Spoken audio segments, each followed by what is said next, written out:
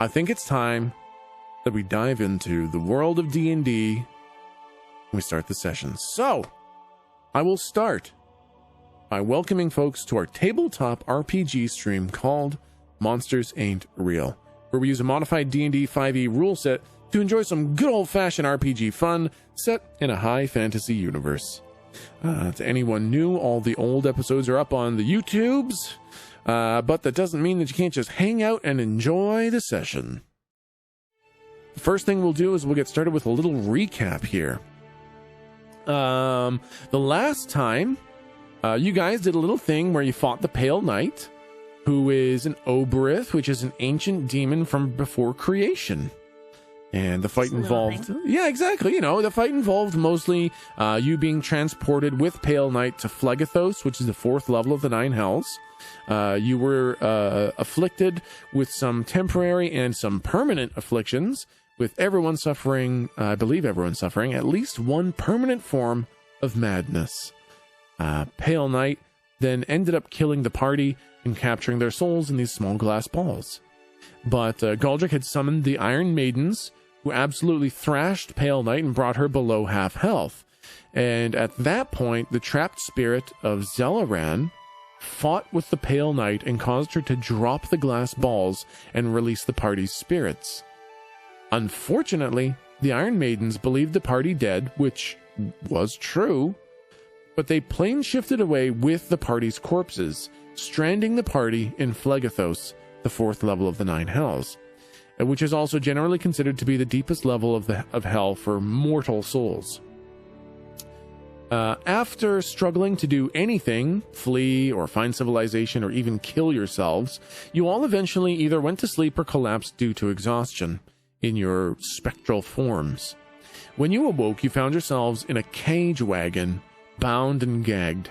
You were taken to the house of a massive pit fiend, Ilvaxak, which is spelt I-L-V-A-X-A-K. So that's a fun one to try to say. Where he informed you that you were now his food, his currency, and his slaves. You were given 2 weeks without instruction to simply get a feel for the house, where you all did some small tasks. And then we come back on the 3rd week, where you guys were about to receive your first instruction. But before that, we can do the narrative camera. And I will warn anyone who has music problems, I will be skipping between 2 different tracks during this narrative camera, so sorry for that, Galdric. I know it breaks for you every time. Whatever, man. It's like you hate me. I know. It's almost like I hate your frickin' guts, man. Whatever, man. I just bought 17 sweaters. Oh, man. Well, would it help if I just sang the music instead of played it? If you don't sing it now, I'm going to be incredibly depressed. No. Milton, I love you. Shut your whore mouth. I don't care. Okay? I don't care. I don't care. Just do me a favor. Just shut up. Just shut the fuck up. No, shut up. No, you shut up. How much sugar have you had today, huh? Sugar? Sugar Cube? That's your new name. Sugar Cube. Sugar Cube Titty McGee is your new name. That you would even suggest in any way. Okay. I think you're handsome. I think you're like really handsome. I think you're like one of the most handsome people I've ever seen in my life. Why isn't he going yet? I'm trying to.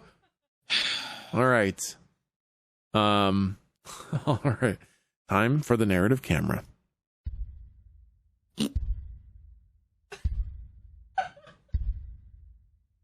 All right, just a sec. I can picture him looking at me. Frickin', it's timed. Missed the intro beat because Kaylee was frickin' laughing because someone made a fart noise. You're gonna feel like a real asshole when you realize what narrative camera this is. Oh, for fuck's sake, everyone makes a noise. Slump is gonna break your skull open and drink the insides. Okay. The camera opens on a bright green field. And there are flowers in bundles laying around. And there is a great crowd in attendance. Lou, Slump, Jake, and Galdric. This is your funeral. In the brightest fields outside of Rena, the 9 Iron Maidens have brought your bodies to be laid to rest.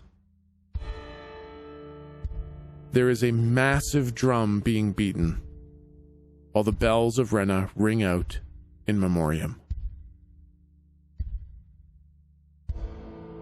And you had lived in this world for quite some time, and you touched many lives with your great deeds, as such a huge crowd has come to either pay respects or they've come in disbelief of the news. At the front of the gathering of people, all standing up with their hands over their hearts, are 4 great pyres with your bodies propped up against them.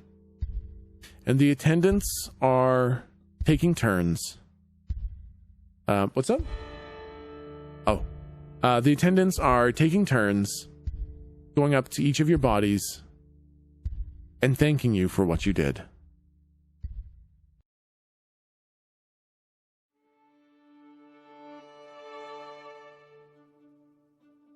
The first person to go up is one of the first people you met in this world on friendly terms. It is the Yuan-Ti Pureblood at the sorting hall who gave you all your jobs each day, and over the months and months, you grew to become friends with her. Her name was At Lily, and she's now one of the head council members of the ruling council of Rena. And she approaches your bodies, and she says a few words. She's clearly heartbroken, and she struggles through, but as she leaves, we see gratitude in her eyes.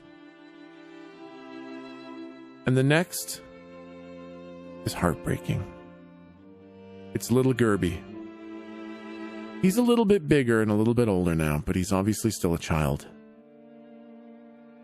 And he walks past all the pyres and goes straight to Slumps.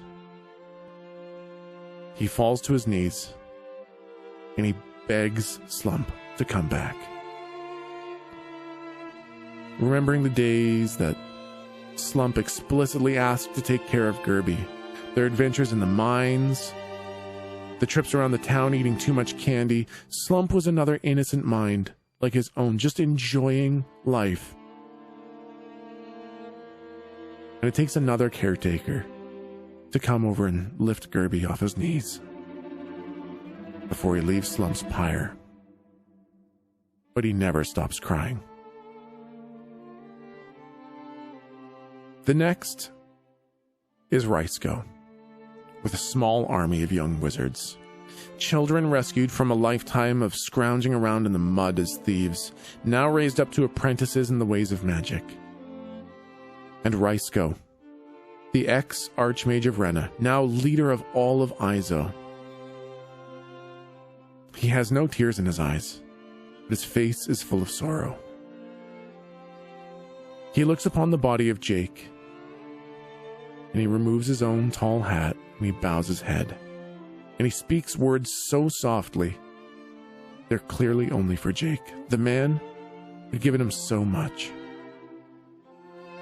Then he makes a motion with his hands, and arcane letters appear in the air above Jake's body.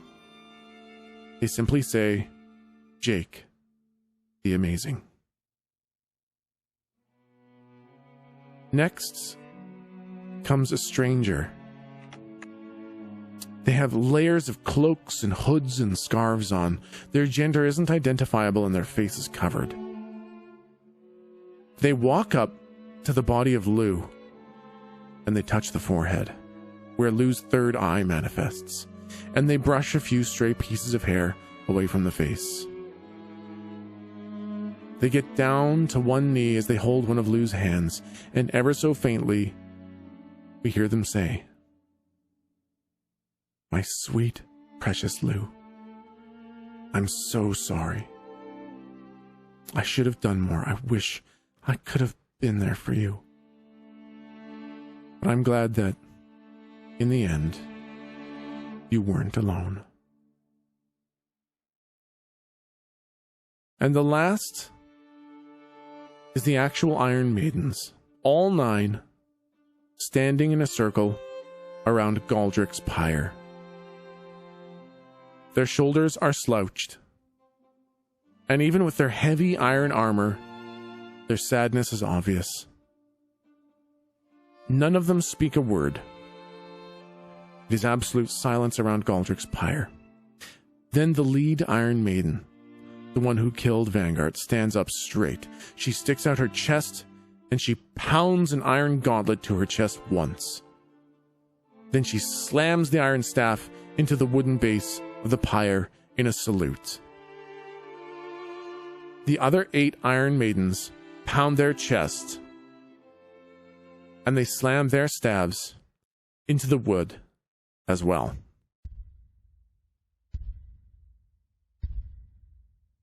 And they all match the drummer, pounding the pyres with their staves in honor and salute to Galdrick. And with that, the pyres are lit. The camera fades, and the fallen heroes are given their due respect.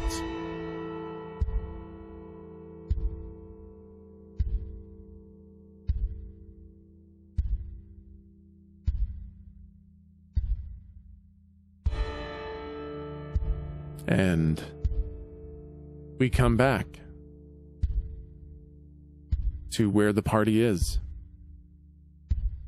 Deep in the 4th level of hell, within Phlegethos, in the great city of Abramok.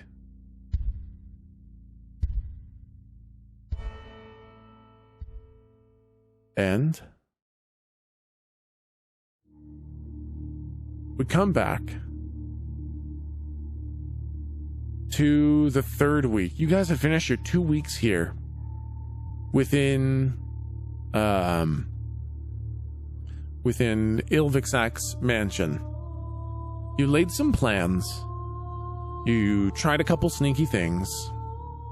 But you were all punished as you were caught, and you've lost some of your soul juice. And we start the 3rd week. The 3rd week, the Monday of the 3rd week rolls around. And Lord Ilvixak has gathered you all, actually, in the meeting room, where he's sitting at the table, and none of you are allowed to be sitting, so you're all kind of standing to the side. And he says, Well, you've all been doing a pretty good job recently of kind of staying out of my way, and I'm not gonna lie, I enjoyed punishing you when you broke the rules. Anyways, I think it's time you started becoming a little more useful and actually doing something for me, so I'll tell you what, we're low on groceries, so I'm going to have you go into Abramok proper and go fetch some meat and veggies for the week. Do you think you can handle that? Yeah. Yeah, absolutely. Of course. Good. I'll give you the money to pay for things. I'll give you 2 full coins. These are for the boatman. You give him 1 coin for the trip out there, and 1 coin for the trip back. He's not much into negotiating, so you shouldn't have a problem there. And I've got 1 full coin for the meat, and 1 full coin for the veggies. I'll give you a half a coin as well, in case one of the vendors tries to pull one over on you because you're a bunch of useless, dumb ghosts. I expect you back. Wow, that was super rude, man. No, someone doesn't say that. I expect you back before dinner time. There will be punishments handed out if you're late, and don't bother trying to escape. There's nowhere to go. go get the groceries and come back. I'm very important, and I will have people find you if you try to run. Why would we try to run? We love it here. That's what I like to hear. Excellent. And what he does is he pulls out these 4 glass coins. They're look like thin pieces of glass. And he pulls out like a little jar or like a little bottle of the soul juice that he squeezes out with his Iron Maiden downstairs. And he pours some of that liquid into the coins. He pours 3 of them absolutely full. And he rubs his thumb over the small opening where the soul juice went in. And then he fills one of them half full. And then he rubs his thumb over where it went in. And they're all completely sealed up. He says, "Here you go. Go see the boatman and tell him to take you to the market." Sorry, could you say that one more time? What was he pouring into what he was pouring soul juice into the coins? Yeah, basically the coins are currency, but they're made of glass and useless. It's only the soul juice within them that's worth anything. So the value of the coin is determined by how full it is with the soul juice. Interesting. Okay, yep. Gotcha. Off you go to the market. Yes, Papa. Yes. Come on, let's go. Slump is like shooing everyone out. Do we have like a chauffeur, or are we walking on foot? Just walking on foot. Okay. Do we know what dinner time is? I'm worried that's not specific, and I feel like it's really easy to get wrong. Do we really know where Aflac is, or where we get the meat and the veggies from? Absolutely no idea. Probably gonna die anyways. Yeah, fair enough. Oh God. I'm gonna pee in the veggies. Oh. We're not allowed to eat them anyway. Yeah, he'd probably like it. You probably would. Demon and all. Yep. Well, so, does anyone? What's the town that he said that we're going to? Fuck if I know. Probably the only one that's nearby. Main town. Yeah. Aflac. Agamemnon? Agamemnon. Oh God. You ask him. I'm not going to ask him. You ask him. I'm not going to ask him. When Slump looks around, like, can we see anything that indicates Abramok? Abramok. Remember suddenly. Is the town like right there? Like are we on the outskirts of town? Yeah, like when you go outside kind of thing? Yeah. Yeah, so basically his house is the gate to Abramok. Abramok is the giant city built on lava. Okay. So basically everything that's not the road leading out into nothingness is Abramok. And you guys can't get to the city itself without taking a boat. I moved you guys to the right thing, right? Yeah. So basically, the house just to the right, that's Ilvixax's house that you just came out of. Okay. And then right here is the series of piers where all the boatmen have their gondolas ready to take you around take you around the city. Is one labeled marketplace? No, none of them have any labels. They're very basic. They look like wooden boats that should be burning in the lava, but they're not. And they just have one kind of hunched over, cloaked boatman, very stereotypically, Sharon, the boatman. That dude looks kind of like what a lot of the illustrations of him look like. Just a big cloaked figure.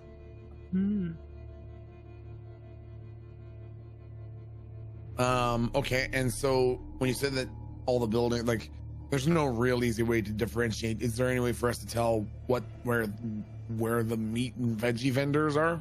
He said to just tell the boatman to take you to the market. Oh, okay, yeah. Okay. Yeah, I guess Slump would like sort of with his arms out like one of the goddamn walls on Fall Guys. It's just gonna sort of.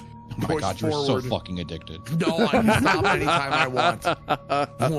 Would push the team forward towards the boatman, because Slump is certain that Ilvixac probably doesn't give a shit enough about us to actually see if we're doing what he wants us to. Yeah. Because he'll just kill us if we don't. But yeah. If he does happen to just by chance glance out the door, Slump still wants to be seen as like the helpful one. Who's doing what he's supposed to, and figures we don't really have a choice. We need to do what he wants us to. Yeah. Yep.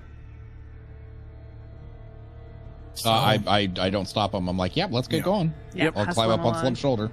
Yep. And sure enough, I'm a ghost. Can I climb up on his shoulder? Yep, you kind of goosh into his shoulders a little bit when you're up there. So you kind of merge together a little bit, but you can kind of sit up there. No, okay, I bet I don't see any fucking artwork about this shit. You goosh until you turn into my gunch. Oh my god. Yeah, basically gamer hunch. Yeah. You got a big old gunch on your going on there. Oh my god. Galdric hunch, yeah. Yeah, Galdric hunch. It's a big old gunch. Perfect. And so you find yourself on the pier. There's a number of boats around you. This isn't necessarily exactly to scale. There's a number of boats here, and they all look like freakishly identical. The boatman looks the same in all of them. The boats look all the same. Well, I guess we gotta talk to the... Everything looks really creepy, though. I don't really want to... Oh, don't worry, Slump. Slump will take care of this. And Slump would walk up to, like, just arbitrarily pick whoever was the closest boatman. Yep. And go up and say, Mr. Boatman, sir, a humble servant of the Lord.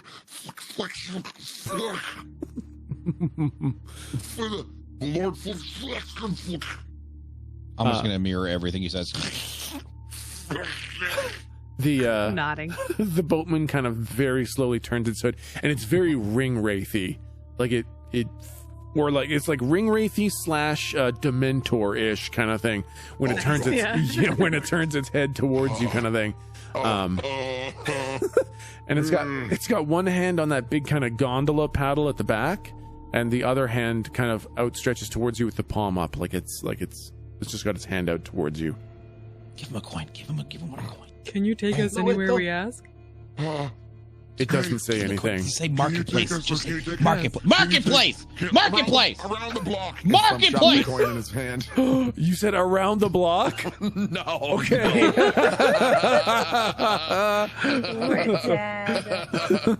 Wait a minute. I think you might have just. Can you? Hey, wait. Do you have like a menu of where you can take us? It doesn't say anything. Could you take us to Rena? Could you imagine if we could just pay this guy? The best loophole. Could you imagine? Obviously, he's hard of hearing. He's 7,000 years old. And Slum starts waving his hands around, realizing he has no idea how to do sign language, but he's attempting it. And I'm eating. Yeah, exactly. Good job. Okay, good. I'm so proud of you. When did you learn that? Slum just made it up. Oh, Jesus Christ. Well, come on. Marketplace. Bling! And Slump drops a coin into his hand. Yep, and it kind of closes its hand around the coin, puts the coin into its cloak, and then it puts both hands on the gondola paddle and just looks straight ahead. Okay, on the real note, though, I wonder if we can just pay that. He doesn't ask any questions, obviously. I wonder if we can be like, take us to the gates or something, you know? Can I check out the, like, whatever magic is at work here to make this fucking thing not die in hellfire? Yeah, sure. Go ahead and roll. I mean, you don't have any bonuses, so just fucking roll a d20. Yeah. Ghost brain. Ghost brain. We don't know as many things. Yeah. Somehow you forgot. You remembered all the concepts of magic, but you forgot how to do it all. Oh, what a bummer. Oh my nice. god, damn it. It's like super demon magic. I'm gonna be straight with you. I didn't think that you were gonna look at what kind of magic was keeping it from burning. What you makes didn't think sense? that I was starting to engineer vehicles and didn't want to figure out how to use one to escape? It's got greater blessing of fire resistance. Dope. I can totally do that, right? Totally, super Nice. duper. Okay, cool. Fire resistance 5e. I'll look it up and see if it's higher than I can do. Thank you, Google. I don't know, man. Yeah, it's some sort of fire resistance thing. Well, no, wait. I can't do magic, can I? No, you can't do any magic. I know. It's the blessing of Belial, and only Belial can do it. Oh, sure. Classic Belial. Classic Oh, Belial. classic, huh? Yep. Best laid plans. something fucked by demons.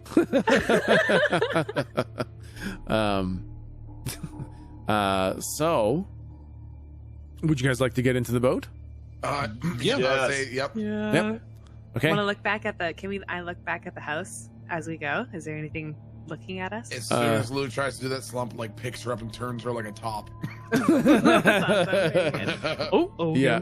Yeah. I think you turn back just a little bit, almost to like, look and just see, I don't know, act suspicious and see if he's watching you. And yeah, Slump kind of stops you from looking. Yep, absolutely. Good looking out. And yeah, the boat starts moving through the lava, and it's a relatively smooth ride. Like the lava should be more turbulent. Like lava's not smooth, it's chunky, right? This should be a bumpy ride, but it's actually really quite a smooth ride. Is there anything in the lava? Are there any lava fish? Go ahead and roll a d20 Ooh. as a perception check. But you There don't are have Belial What fish in the the fuck water. are these Jesus stupid Christ. fucking rolls? You set them all up. Google. Oh my D20. Google Fish. D20, You 5e remember the concept of fish. lava fish. Lava fish, spirit battles. Is there a lava breathing lizard creature? Okay, so It's called a salamander. I think I'm on my own here. No, the lava looks pretty pure, but there are weird chunks in it, and I think just coincidentally, that's when you start to kind of get into the city proper, the canals and the city itself, and you hear it. You hear the squidges, the spirits that have been drained or otherwise collapsed from losing all their soul juice, and they're turned into those half a body mud flesh screaming terrors where all they can do is moan and wail, and there are thousands of them here. This city just sounds like agony and wailing everywhere you go, and every now and then you can see the streets are quite busy with other demons and devils and souls and such. And when one of the squidges gets too close to one of the larger demons, like a pit fiend or a chain devil or something like that, they just kick it into the lava. Oh my god. What happens? What Yeah. the fuck? It melts in the lava and becomes some of these floating chunks. Oh my god. no. I like this Soul place. lava. Yeah. The This eternal place is- torment gives it a smooth ride. That's why. Oh no. And eventually the boat stops at an island. I mean, you don't know which island is which, and it eventually just stops. There's some smaller uninhabited rocky islands around you, but it stops at one with these two large it's got one large kind of tented market, one large constructed building, and a large black skull. And I'll go get your guys' tokens. You guys find yourself on this island. The one on quickly just describe it one more time. Yep. The one kind of furthest to the left Okay. is basically a big market. Like it's got a bunch of stalls and interesting. stuff like that with a large tent encompassing it all. So it's like a large tented market. The one further to the right is a large constructed building, and it actually has a name on it. Okay, so first of all, the big tented place is called the Chunks and Lumps Market. Okay. That's the worst. Take a bit for that to sink in. Yeah. The middle one is a well-constructed building, and it is called Tools of Hate. And the last one is just a giant black skull. Like it's a giant skull formed either from a creature that had like umbral black bone, or it's made out of the obsidian stone that is common around here. So basically you got Chunks and Lumps, Tools of Hate, and a big obsidian skull. Weird. I say thank you to the ferryman as I get off the boat. Thank you. Yeah, no real motion back to you, but it does just sit there. Okay. That's good. We can take it back. Yeah, you get the feel that it's waiting for you so that you can take it back, kind of thing. Excellent. Thank you again. We'll see you in a little bit. We have to be back by dinner time. Do you know when that is? It makes no movements, no sounds, no nothing. All right, I'm sorry to bother you. Thanks again. Have a good. Okay, bye. I want Slump is gonna like. Are my squidgy fingers able to pick up anything from the ground? I guess so, because I had to hold the coin. Yep. I want Slump to like pick up a small pebble and throw it at the boatman, but like not to hit him, but like to go near him to see if he's gonna like react or flinch or anything. Yeah, nothing. Nothing. Just throw it right by, and it's kind of like leaning on the gondola handle kind of thing, and it's like just gently rocking in the lava, just sitting there. Weird. Well, I guess chunks and lumps and chunks. Yeah, let's head on in. Okay, yeah. Yeah, okay. And I'd head towards the chunks and lumps markets. Yep. All right, so you make your way towards Chunks and Lumps Market. And this is a large tented market with a bunch of open stalls. And the foods here are all fucking horrifying.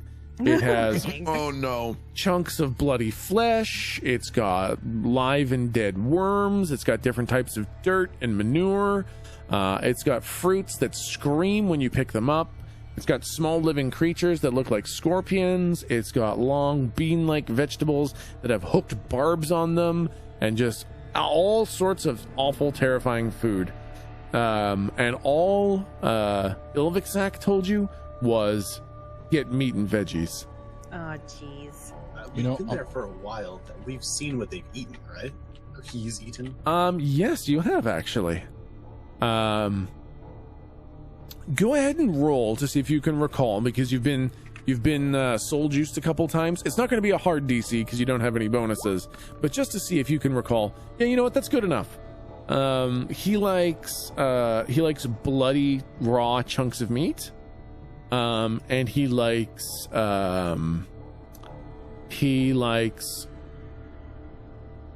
veggies that he doesn't like fruits. He likes veggies.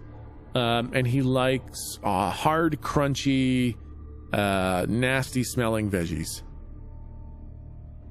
So raw bloody meat and nasty smelling crunchy veggies. Boy, that's appealing. Yeah. And as you look around, I mean, there are many stalls that kind of fit that description. Do any of them offer free samples?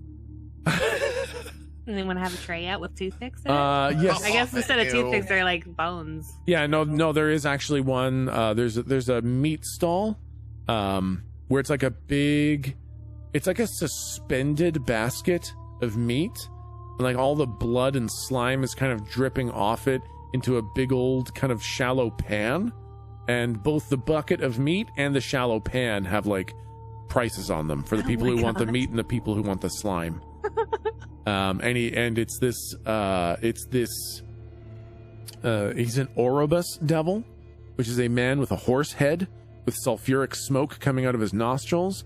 He's got these big, he's got these big clawed hands, and he's holding out like a tray with little cubes of meat that still kind of look like they're squirming a little bit. And he's kind of like, every now and then he kind of pushes them closer to the middle of the tray and sticks a toothpick in them. And as you kind of walk by, he's like, bonjour, can I interest you in a taste of my meats? Oh, yes, please. What are they? Slump would dive in. Okay, so Slump, you eat the first one. Yep. And it makes you feel very bad. It makes you feel sad, and it makes you feel bad and kind of angry, but in like an angry with how sad you are kind of way, and defeated. I would say that like as Slump was running up, because he was just so desperate for that rush of dopamine, that he like as he was running up and looked at it, he was like, Oh man, Slump loves these. These are some of Slump's favorites. And then he puts one in his mouth, but he has that voice in the back of his head saying that he has to exaggerate to be interesting. So like, imagine him chewing and chewing, and with each movement of his mouth up and down, his smile begins to turn a little bit until it starts to turn into a frown, and he starts sort of looking down at the ground, and he reaches up with his hand and takes another one off the tray and puts that in his mouth and goes, "Really love these. Really good. Slump has these all the time. In fact." Oh, Slump. I'm not gonna lie. He loves these. I forgot about the exaggeration. These are one of my most popular items. Can I interest you in perhaps one basket full? Have you ever sold? Yeah, go ahead, Slump. If Slump's gonna take a shower or something. Oh, I see. Oh no. Then you remember that like water just kind of passes through you and doesn't affect you at all. The sadness grows. Oh, Slump. Do I even exist? Yeah. Oh my God, what is wrong with you? It's been really hard, I know. I mean, technically, you only kind of a little bit exist. Kind of. You mostly don't exist at all. Oh. Don't worry. I'm sure no one will be sad when you go. It's not comforting as you think it is. It's not Lord... supposed to be. Oh, well then, good job. Are you well also done. just literally lying? No, I'm really quite being serious here. I don't know your name. I don't care to know your name. And whoever owns you will probably forget. That makes sense. What? What? That sounds about right. Huh? Yes, you look like a slump. Hold on. What? Wait, Yeah, what? hey, buddy. What? You look a lot like a slump. No. Slump is saying what? Your name is. You look like a slump. I'm just saying you look ugly, and useless, and kind of like a big mistake of a human. Slump is saying that to give you a chance to take back the mean thing you said. Oh, no, I would like to expound upon how nobody loves you. They probably never have. I'm sorry, I'm being very, very rude. Allow me to introduce myself. My name is Jaboudet. And I would really appreciate it if you just bought the fucking meat and left. What did you say that your place is called? Is it CPK? Yes, it's the child pieces of crap. Is there another meat stall that's nearby? No, there's no. I know. No, I'm not asking you. I'm asking the DM. I don't care. I can hear your thoughts. I'm the only meat stall here. You will buy the CPK meat from Jaboudet, and you will like it. Fucking French, you assholes down here. Has the Lord Ilvixak ever purchased your wares? Oh, of course. He loves. He usually gets some of the slime too, but not all the time. You know. Quick question: how likely is it that a demon would lie to me? Like, pretty likely, right? Pretty much everybody here. It is in their best interest to see you fail and suffer and also die. Well, I don't like those odds. I don't feel like we should buy from this guy. I feel like he's lying to us. I mean, you never. What? Look, we're just browsing. Allow me to clarify something for you. Everybody here is going to lie to you, myself included. Oh man! So. You're just going to have to take your chances. Now, do you have to... I bet you can't lie as much as Slump can.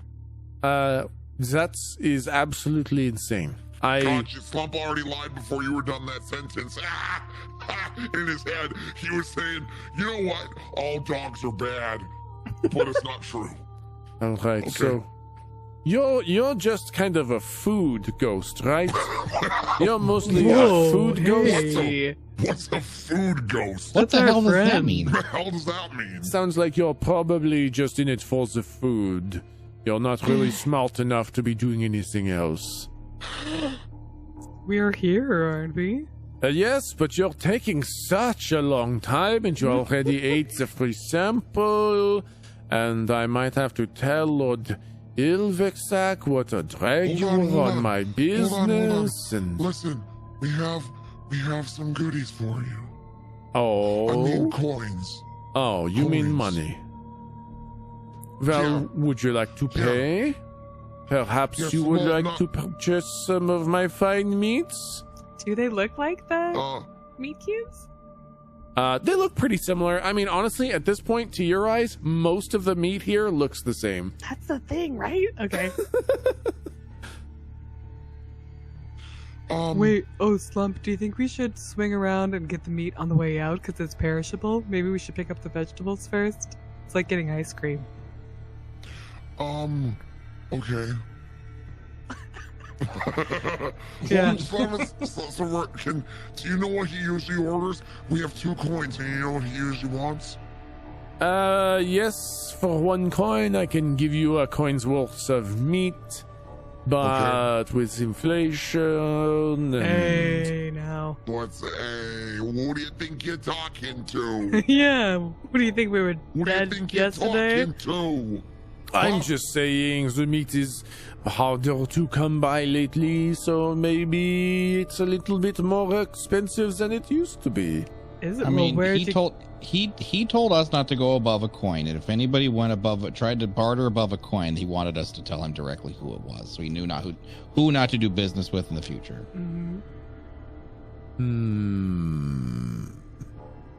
All right, I'll get 1 coin worth of meat ready for you. And what about crunchy, dirty old fart vegetables?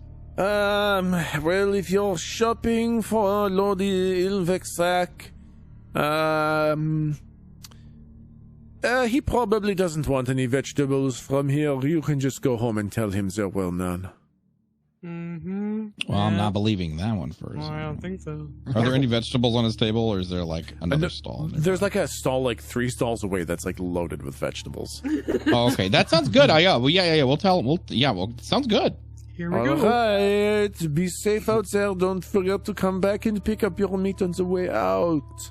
I immediately just walk over to the vegetable stall, like whilst making eye contact with him. He watches you go, and like as he watches you go to the very obviously open fucking veggie vendor, he's just a big fucking smile on his face. Jeez, that guy's such a troll. I'm gonna kill him.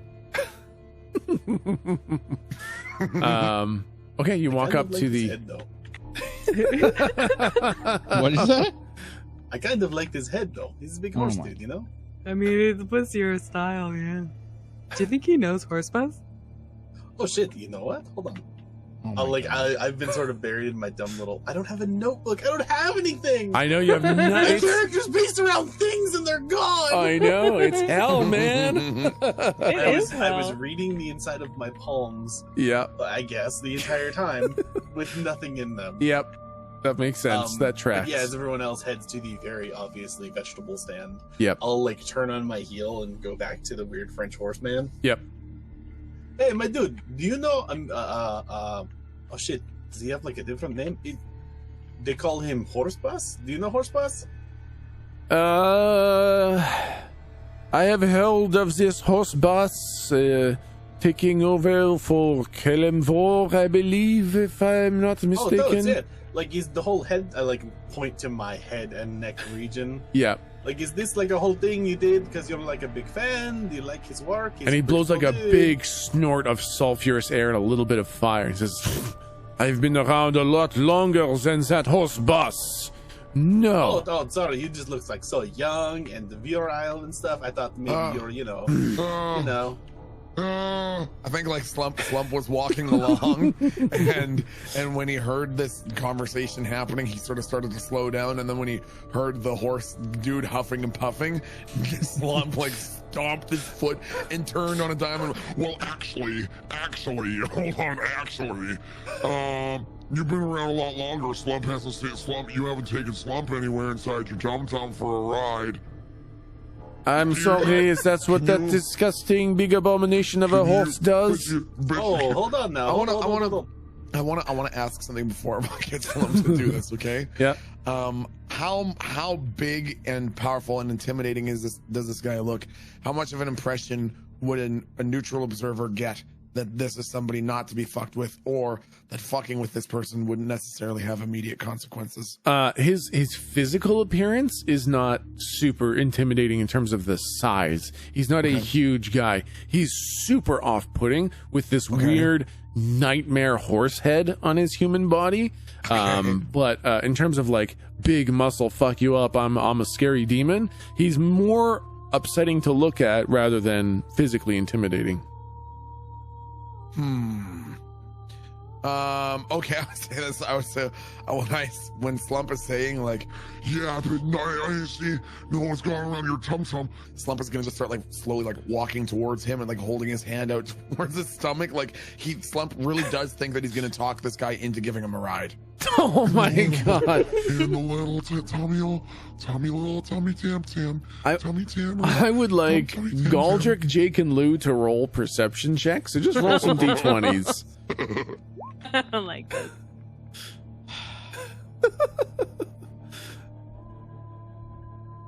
And there's no modifier, so it's just a straight d20. Oh my god. Your rolls are so fucking insane, guys. Galdrick, is your dice rolling? Okay. Yeah. Oh my god. What the fuck? 3 16s? What the hell? What is okay. that? Well done. Goofy. Well done. Bravo.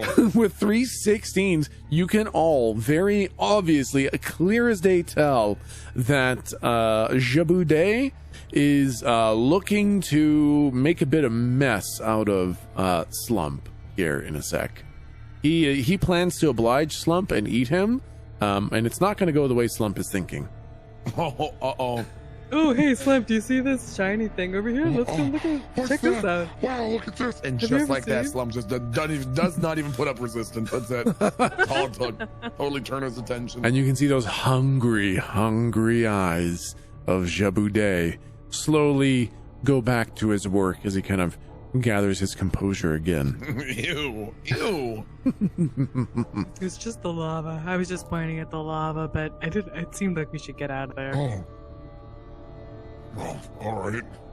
Nice to meet you. Kind of shitty. Good luck with your slime. Kind Of shitty course, to fucking Puff. literally lie to your friends. Thank you very much. I'm sorry. I apologize. Nah, It seemed that's like the cool, right man. thing to do. Nah, don't worry about it. We'll get past it. All right. Maybe not. Well, Okay, all right, calm down, Slumpy. He just had some really bad meat. Yeah, literally, it's screaming from inside Slump's tum-tum. Now Slump feels like he's screaming on the inside, both physically and emotionally. Yep. Accurate. What's over here at this veggie stand? And as you go to the veggie stand, you see a salt devil. It's this kind of fiendish looking humanoid with crystalline teeth and this weird sparkling skin studded with fine salt crystals. And he also has these long, weird, jagged claws. And as you come up, he says, "Good day to you, comrade. My name is Prostat Tunik. What can I help you with?" And sorry, what creature did he resemble? He's a salt devil. He's a humanoid who looks like he's literally got like salt crystals for skin and big crystalline teeth. Oh, ew. And claws. Okay. Yeah, How and tall? weird. He looks like he's about 8 feet, so he's taller than your friends, but he's a little bit shorter than you are. Hey, Mr. Sugar Cube Man. My name is Prostat Tunik. What can I help you with? We're wondering if we could have all veggies. You would like to buy vegetables? the crunchiest and stinkiest you have. But not the kind that buy us. I'm just Yeah. Really? Yeah. I have heck beets. I have Heck beats. fire beets. carrots. I have sin apples. Can we I sell them? have evil asparagus. I have nightmare lettuce. That's okay. Which one would you like to purchase? Probably the beet or the carrot, right? Can I smell the two? The beet or the carrot? Can I smell both? Yes. I gotta compare. This is for Lord Ilvixak. Oh, Yeah. Lord Ilvixak. Of course. Very important. He's very Ilvixak, impressive. very important We feel very field lucky to around be in here. his house, yeah. Very lucky. You should be honored to be Totally Lord honored. Ilvixak's souls. How much? Wait, what? What was that, little man? Sorry, why? I don't get it. I mean, I'm gonna like super new here, as you can tell. I don't know what the fuck a carrot is, but you know, I was just like, you know, why are we super lucky? Is he a cool dude? Is important. You die, you suffer eternally, and you do so for Lord Ilvixak. Great honor for little souls like you. Okay, sweet. I'm not trying to be like rude, but why, that didn't answer the question. Like, why is he cool? Like, yeah, I'm super dead, but I could be like hanging out with you. Why is it better? that Oh, with I'm you? not important at all. I am simple beet merchant. He is gatekeeper for all Ebrimok. Very important. Your name means something right now. Not for very long, but for right now. But that's more than most other souls here. Okay, neat. How much for a bundle of veg? What veggies would you like to buy? What are the crunchiest and fartiest? Well, I let the ladies smell the heck beets and the fire carrots. The carrots don't smell like much. You can try, but they mostly smell like fire. What's in a sin apple? The sin apple. They are sweet, and they are full of sin. What does that taste? What does sin taste like?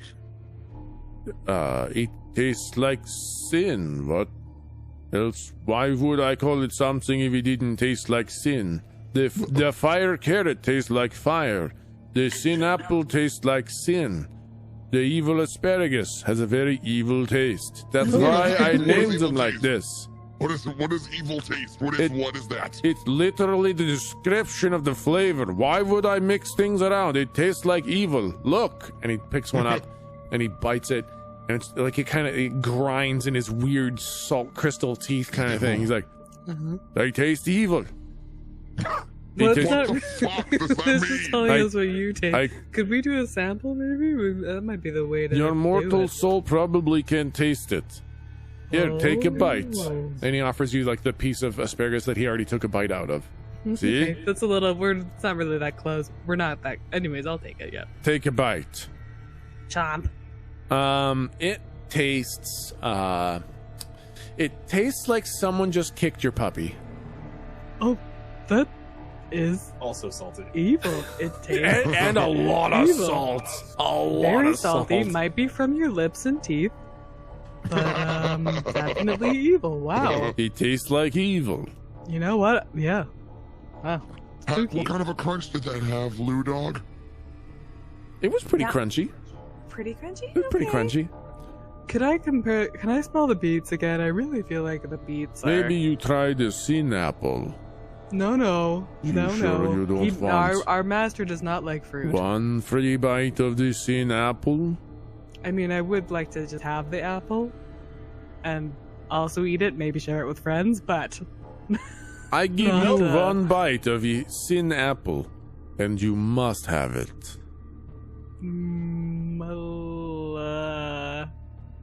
Oh, come on now. Well, you want to have small bites of sin apple? Ooh, that voice that's saying I want to keep what I find is ringing in my head. So I do. If he offers it, I do take it. He holds it out, and he lets you take one bite, and it tastes like. It tastes like selling out a friend for personal gain. It tastes like pulling one over on a friend so that they suffer for your gain. It is sin. It is good. This is good seller. Perhaps you get Lord Ilvixac to try sin apple. We'll tell him about it, but really I do not think he will like the fruit. But Maybe thank you try fire carrot. Probably You try fine. bite of fire carrots. No. You try one bite of fire carrot. Maybe it's what he's looking for. Maybe I should just try a bite. Can I try a bite, guys? Do you think I should try a bite? What are you taking a bite out of? Out of the fire carrot. It's Oh, made that of sounds fire. awesome. That sounds like Okay, a great yeah, idea. I'll take a bite of that. I could take a bite of that. Hands you this like just awful looking brown twisted carrot. Like a cave carrot. It smells pretty bad. It doesn't smell like fire. It smells like ass. Oh, hey, this is promising. And when I hate it. when you bite it, it's kind of soft.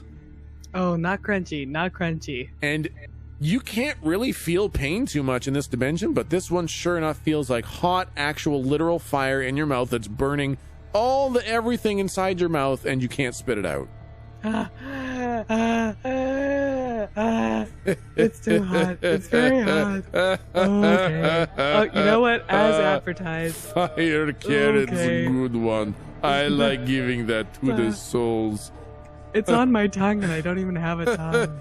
Do you have any like Burned demonic for a milk? long time. Oh god. Fire carrot, good seller. Fire carrot. Can we get a couple of those? You probably want heck beat. Lord Ilvixac always come for heck beat. Can Slump try a heck beat? You want to try a heck beat? Yeah, Slump wants to try a heck I beat. give you bite of heck beat. All right. I want Slump to try a bite of the heck beat. So you pull it up to your face, and this you know from dinner time at the house, this is the fucking smell. This thing is it's like someone shit out a skunk inside out. Oh god! It is what the fuck? Such an awful smell of shit, rancid, rotting flesh, and skunk. And when you bite into it, it feels like you're screaming. Like you're not. You're sitting there totally normally, but it feels like you're screaming from agony. You don't not that you feel pain, but the scream that you would make as if you were in pain, it feels like you're doing that, even though you're absolutely silent. Oh. What's Slump's face doing? Like, that's amazing. Have you ever seen the YouTube video of the kid that apparently told their parent that they were certain that they're eating an apple even though it was an onion? And then the parent records them eating this onion, and they keep eating it because they're insistent to make it look like they like it. Slump's doing that. He's like, his face is totally scrunched up as he's chewing. And he's like, his eyes are starting to water, but not necessarily from discomfort, but from like concentration. He's trying so hard to get through this mouthful. And it's so like every time you open your teeth to crunch again, it feels like you're screaming. So it's like this little mouthful that Slump had. He would after he like takes like I don't know like 60 seconds to chew and finally swallow. I think he'd sit there and do some like heavy breathing with like watery eyes, and then he'd look at the party and go, maybe not that one. Maybe not that one. Ilvixac loves the heck beats. I bring you heck beats for Lord Ilvixac. You are very, very brave ghost to take bite of the heck beat. Oh, Slump's having a real bad day. Slump has tried 3 bites today, and all 3 of them were terrible. Terrible. Slump feels terrible. Yeah, I don't know why you keep doing this to yourself, bud. Neither does Slump. You okay? We need to talk. I don't know, Slump.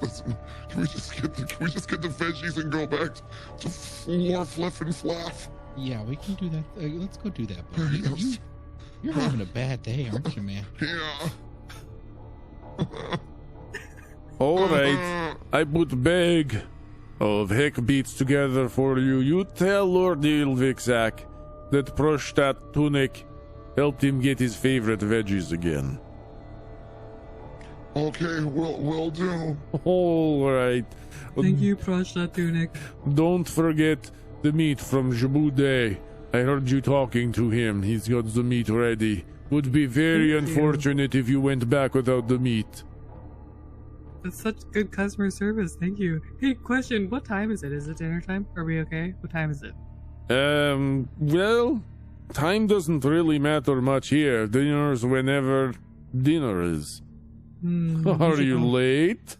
I don't think so. Bye. No, maybe we stop and talk for a little while. Come on. Hustle, hustle. Okay, and do you guys go to the meat shop? Yeah. Yeah. Okay. And Jabuday's got the bag of like sopping meat.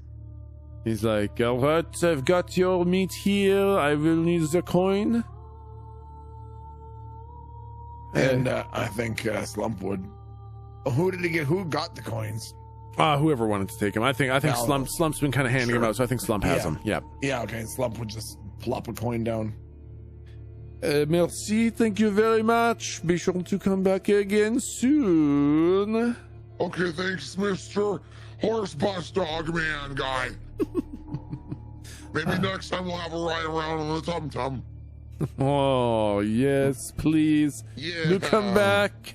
I'll give you all a ride in my Tum Tum. Tum Tum ride. All right, thank you. It was very sinister. Thank you. Okay. Do we have time to? I want to see what that skull is over there. But do you think we should just head back? We just head back. Yeah. Yeah. Okay. When in doubt, probably no pussyfoot. You know? No pussyfooting around. I guess so. Yeah. Okay, let's go back. Yep. And as you guys make your way through, like it's busy. You are constantly trying to dodge out of the way of other devils and demons and people going about their business. And there's a lot of other souls here too. Oh. Yep. And they look absolutely defeated, destroyed, distraught, absolutely beaten and broken down. Do any make eye contact? Like if we try to make eye contact? No. If they accidentally make eye contact, they immediately look down and kind of double their speed to get away. Oh wow. Are any of them close to lava? The souls? Yeah, like sorry, hold on. I mean, we're just sort of milling around the town. Like, are we right on the coast of the lava? Like, are we close to it, or are we sort of very inland? I mean, when you make your way to the boat, you're very near the coast. When you were at the market, you were pretty inland, but the boat is right on the shore, and there are other boats dropping people off, kind of thing. When we see boats dropping people off, what are they doing? Do they look like other servants of the other larger demons? A little bit of both. Some of them are other servants like you guys, other kind of busted up souls just doing what they have to do, and others are definitely demons. Most of them are lesser devils and demons. You do not see pit fiends walking around, and you start to get the feeling that the greater demons don't do their own work. Was Ilvixak at the house, or did he leave? He was at the house. Okay, never mind. Yeah. I kind of want to. We're gonna have an extra half a coin, and I kind of want to give it to like a squidge or somebody. But I guess that's probably not a good idea. Maybe it'd be good to build trust and bring money back. Yeah. Slump was worried about that, especially if he goes to the market and asks what we paid for them. Ooh, yeah. They probably talk.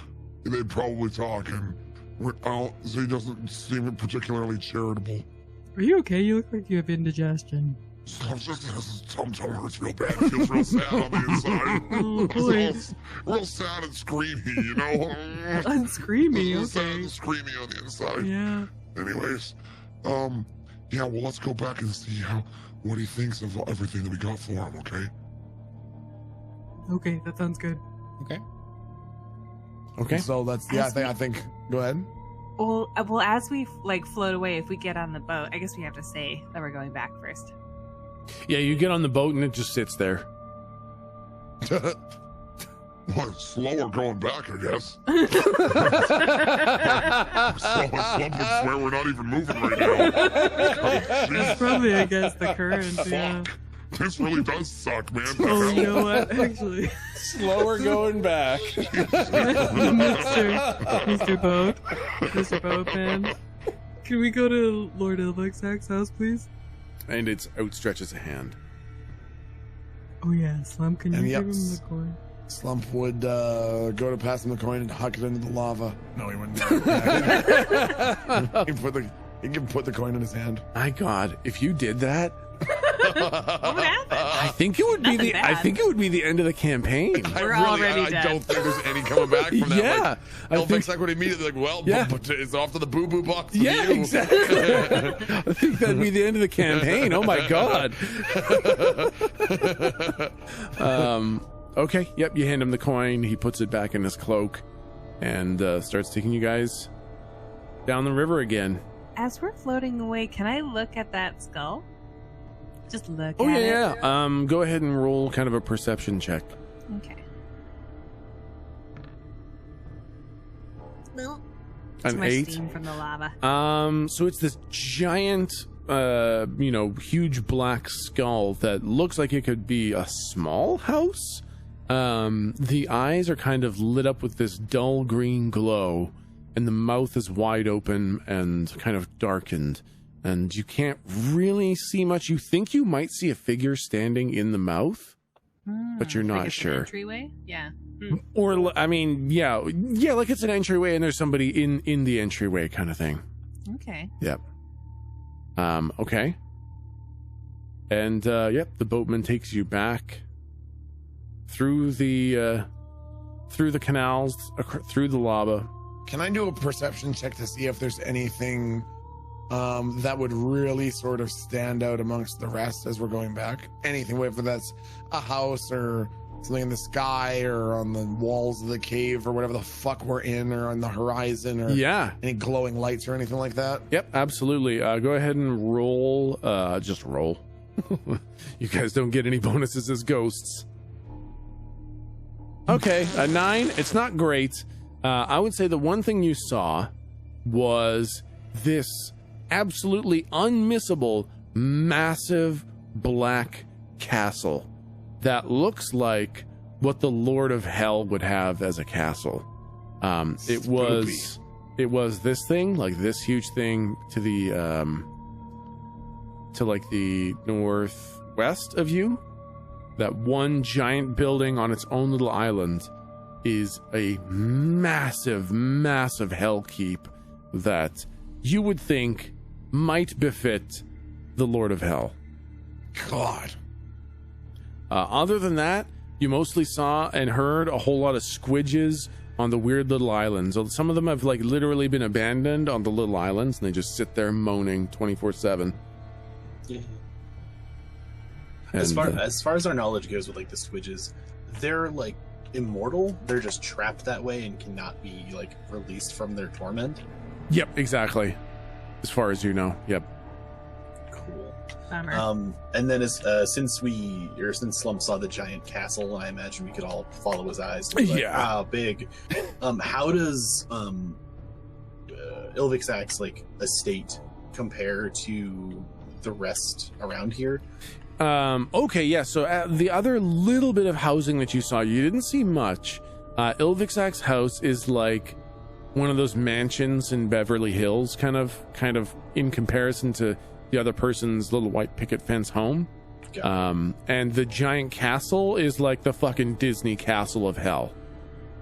Okay, but compared to most of the other homes, abodes, structures, whatever, it's pretty much obvious first place giant castle, and then distant second Ilvexak's estate. Yeah, from what you've seen, yeah. Okay, cool. Yep, Ilvexak's is definitely head and shoulders above all the other houses that you saw. Got it. And the boatman drops you guys off at the docks near Ilvexak's estate. Is there anything noteworthy as we go into the house? Anything different, or is Ilvexak home? Are there any squidgies in the house? Thank you, boatman. Okay, so thank you, Mr. Boatman. He doesn't make any indication that he understood or appreciated it. And I want to clap him on the shoulder. You want to clap him on the shoulder? He's just sort of like humanoid sized, right? Yep. Yeah, when Lou says that, I'll just sort of like, flash back to being a person and be like, hey, thanks, dude, and like clap him on the shoulder and just go. Yeah, definitely felt like there was just a skeleton under that cloak. Ew. And as soon as you touched them, the hood just kind of whipped around and looked at you. Oh, God. Oh, shit. Oh, okay. Thanks, buddy. I'll say as soon as that happens, Slump picks up Jake under the armpits and just like lifts him over his head and turns around and puts him down. There you go, bud. There you go. Yep. Leave the strange man alone. And I think, you know what? You see, at this point, you see, just as a coincidence, as you guys are kind of heading towards the house, you see Ilvixak open the doors as he just like literally boots a squidge out the front door.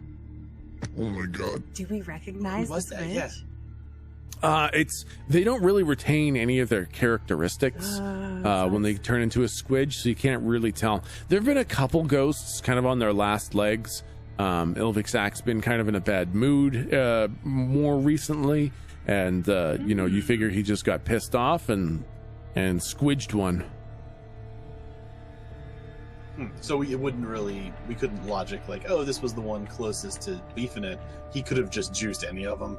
That's right, yeah. He's been in a bad enough mood, and they were all close enough that he could have juiced any one of them. Why is he in a bad mood? We should probably figure that out. Seems like an important. Hopefully not, because we're fucking late. Should we though? Fair point. Okay, and you guys are back in the house. You are back in the entryway to the house. And I want to say that. I want to say that Slump, whoever's carrying anything, Slump would rip it all out of everybody's hands. Yeah. And Slump would go straight to Ilvixak, and in one hand would be like grasping the bag with the meat and the veggies. Yeah. And then once again, like completely prostrating himself in front of Ilvixak. With the other hand would hold it palm up with half a coin in it. And not say anything. I see you made your little venture to the market, and it's not even dinner time yet. I'm so pleased you handled your first task so well, and with change to spare. Oh, that Jaboudet, he does like to play a hard game, but I'm glad you were able to, convince him that it's in his best interest not to rip us off. You've done so well, I don't even think I'll punish any of you tonight. Thank you so much. And he grabs the food and grabs the coin and just kind of like pushes you guys out of the way as he walks his way out of the room. Fuck. Okay, good job. What the fuck? Are we on recess now? What the fuck do we do? That's like Free period. I don't know if it's a free period. Do we have chores? Free time. I think one of us should stand sort of nearby, like we're a butler ready to take an order, and then maybe see if we can hear him discuss what's got him in such a bad mood. See if he has any visitors or something. Oh shit, that's a super good idea. You should That's a do it. great idea. So I'd say the Slump would like.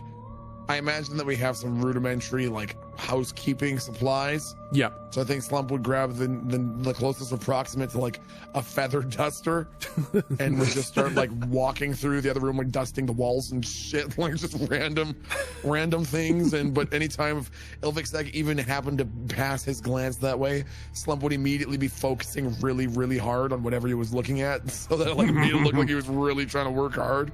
This is good, Slump. He likes you. This is good. And I'll say if you wanna make it interesting, because I think Ilvixak would obviously notice if I was doing something maybe not useful. I'm willing to do something like a charisma roll or something however often you want on how much I can actually interpret, because the way that I imagine this is Slump would be far enough away from Ilvixak so that if Ilvixak did happen to look at Slump, he wouldn't be able to tell that Slump wasn't doing anything. Yeah. But because he's that far away, maybe he can't hear everything that Ilvixak might be saying or doing. Yeah. So maybe if I have to do a roll every now and then to see how clearly Slump makes something out before he has to report back to the party. Yeah, he was talking about pistachios. It does not stop. So I think basically as you guys are kind of standing there, you haven't got any new instructions. You see him go over, he starts grabbing a handful of the meat, a handful of the veggies. He grabs 2 bottles of wine. And then he he takes them into the study where you guys had been given your instruction. And it's at that point that there's a knock at the front door. No, Not it. Oh, I got it. Oh, Yeah, get it. Goldrick, you got the, yeah. Oh my goodness. You got the attitude. hi. And this big, nasty looking, just fucking devil, hairy beast man, literally like plants his foot in your face, Galdrick, and pushes you out of the way, and then just walks into the house, and makes his way over down to the study that Ilvixak is Jesus. in as well. Take your coat. Oh god, is it pretty clear that this guy is like a big serious demon? Yeah, he looks pretty intimidating, and he walks with a real air of kind of importance. I was gonna like see if I don't know, would Slump know Ilvixak well enough by this point to know if Ilvixak is appreciative of uninvited or unexpected visitors? It's a gamble. Okay. I think there have been times where you've seen the other ghosts let people into the house, and they've been punished for just letting someone into the house. But you, by the same token, have seen the ghosts like ask for someone's name at the door and been punished for asking the name of a clearly important person. Oh my god. What does Slump think the chances are that he'll be punished if he was to run, like sprint ahead of that demon to knock on the door of Ilvixak's chambers and be like, Visitor for you, the abominable Lord Ilvixak. You've never seen someone do that. I don't think you know how that would. You've never seen one like someone try to fucking run ahead of the person.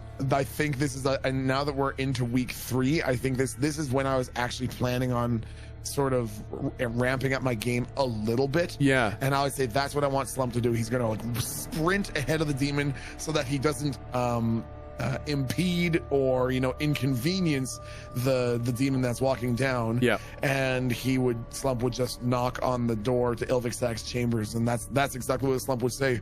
Visitor for you, Lord Ilvixak the Indomitable. There's a guest, is there?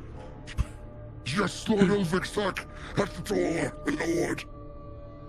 And as you're saying that, the demon just kind of like pushes you out of the way and pushes his way into the room. Okay. And Lord Ilvixak says, Oh, I see. It's Bricky. Really went fucking hard on that one, didn't you? Really fucking just went to the mattresses on that one, didn't you? Listen, some of those demon names are hard to pronounce, okay? I've totally got it spelled right here. It's BR, Batman symbol, click. Yeah, that's how. Yeah, sounds about right. Yep. Yep. That's about right. 5 minus 3 to the power of 2. And he says, Very good, Slump. Thank you for showing him in. Now, please, we've got much to talk about.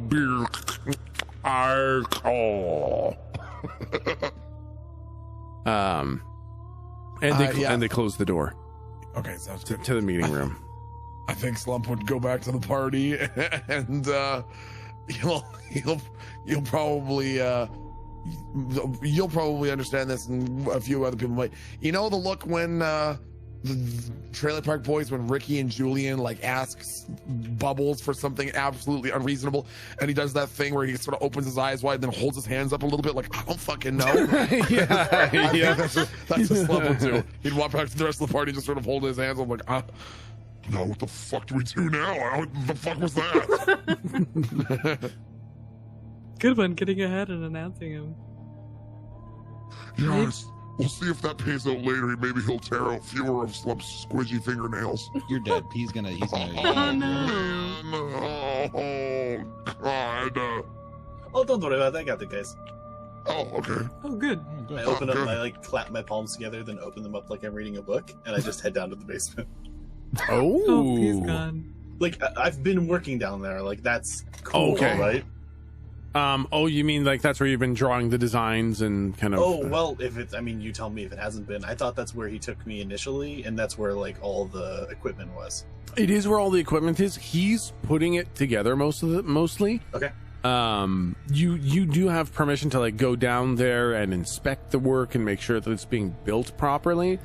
You can also handle drawing the designs or updating the designs. But touching most of the stuff down there is you've been punished for doing that. Just for like touching tools and stuff, or yeah, shit. So I can work on it, but I just have to like make sure everything goes back exactly where it was. Exactly, yeah, and hope that he doesn't walk in while you're doing it. Oh, so is it totally off limits, like, or is it just if I'm in his way in any way, I just get slapped? Well, it's kind of like he doesn't trust someone else to do it for him because they might sabotage it. So he has you explain how it's done, and then he actually does. Like, he doesn't even get other ghosts to work on it. He has your guidance, and he kind of assembles it. Okay, then I don't want to touch any tools if that's a taboo. So I'll just open up drawings. Yep. And there were sort of like some components I had been intentionally holding back. Okay. So I'll just like scribble that down real quick so it looks like I made progress. Ah, okay. And then I want to see if I can inspect the like Iron Maiden juicing machine. Yeah. To see if I can figure out how it works. Okay, let's pull you down into the basement. Okay, so you're kind of at the table where you've made all the blood scribbles. You're near some of the paperwork that you've done, and you're at that Iron Maiden. Go ahead and roll a d20 to kind of investigate the soul juicing machine. I have a name for it. Forgot what it 8? Dicks. Just like I got a freaking name for this stupid thing. It is called, what the hell? I have it. Oh god, I have it called the Soul Juicer here, but I had a different name for it, man. Soul Juicer, I'm good. The Blend Tech Soul Juicer, 60,000. Wow, what the hell? I thought I wrote down, and did I forget to save it or something? Anyway, I guess it's a fucking soul juicer now. Maybe I'll come across it when we get to that part again. Yeah, so you're looking at the Soul Juicer 5000, and the way this thing kind of works is it's kind of like an Iron Maiden, except it's not made like a maiden. It's like a big pill, like it's kind of like a domed top kind of thing, and it's cracked open in the middle, and it never closes. And it has these spikes on the interior of the shells. And when he pulls a lever on the outside, the needles kind of come in, stab into whatever's in the middle, and they have hollow points. And they're obviously designed in some way to suck out the soul juice out of you. The inspection's not super great, so you're not really sure what the method, like what allows these needles to kind of get at the soul juicy bits of the soul. But you get kind of the idea of how it works. Is it's definitely the spikes that do the work. Got it. And then the sort of like the juice that is extracted from us that just sort of goes into some kind of like hopper or container. Yeah, there's like a little nozzle on the other one, so it's like the lever is on. Let's see if I can draw it. Freehand red. The lever's kind of right here. And then the catcher is kind of over here. Okay, and this thing is way massive. Like, there's no way I could move anything. I mean, it's pretty big. It's obviously designed for kind of normal humans to go in there. Like anything as large as a Goliath or something like that could fit in there. Okay. So it's like, 15 feet tall kind of thing. So it's tall, it's wide, but it's not like it's some giant fixture kind of thing. Like you could tip it over if you wanted. And the way it closes, it kind of like stays on its side, and then just like Pac-Man's closed, essentially. It actually doesn't Pac-Man close, just the needles come out. It's kind of like the teeth kind of close. Yeah, right. Exactly. Yeah, it stays kind of Pac-Man mouth open, and then the Pac-Man teeth close in on you. Got it. The vessel that the juice is in, it's just sort of like a mundane, like, jug or bottle or something. He's used a couple different things. Sometimes it looks like a flask. Sometimes it's a little like tincture bottle. Sometimes it's like a fucking wine bottle, depending on how much juice he plans taking out. But it doesn't seem like what it goes into is anything particularly special. Okay. All right, I'm good. I guess. Awesome. Anybody else like to do anything while Ilvixac meets with his guest? Nope. Just I'm trying to make sure that any like jobs around the house that need doing are done. Okay. If there's nothing else, I forgot something. Okay, yeah. Lou, did you have anything? Well, I guess so. There's a fireplace in the study, right? Yep. Is there a fireplace in any other room? I like don't above it or below it, kind of thing. I don't think so. No. Okay. And yeah, no like central air vents and stuff that I can sneakily listen at in a really casual way. No, there's a door you can stick your ear against. No, definitely not. No. I don't want to do that. Thank you very much. I will not do that. Okay. Yeah, no. It seems like if you wanted to eavesdrop on the conversation in there, it would involve sticking your ear up against the door that the guy went through. No. Okay, then I'll just be like being unobtrusive in some other area of the house. Okay, sounds good. What I was going to ask, we've had this sort of arrangement for a few weeks now. Yep. And it was sort of like I get drinks for doing the work. Has that been steady, or am I losing my shit and do I need more? You've been losing your shit, and he seems to be kind of doing it, like seeing how much agony it causes you to not get enough drinks. He's been making it longer and longer and fewer and fewer drinks in between. And it seems like he is kind of enjoying your suffering of not being able to get your drinks. Solid AA program. Anyway, where have those empty, I assume it's like his leftover wine or like whatever shit. After he drinks a bottle kind of thing, where does the bottle go kind of thing? Yeah, sorry. I was referring to not just like the soul juice, but like my newly formed crippling alcoholism. Yeah. They kind of get thrown around, so every now and then the ghosts kind of collect them and throw them out or something like that, but they can be found in many places. They can be in his bedroom. Sometimes they're in the kitchen. He keeps some extras down here. They're kind of all over the place.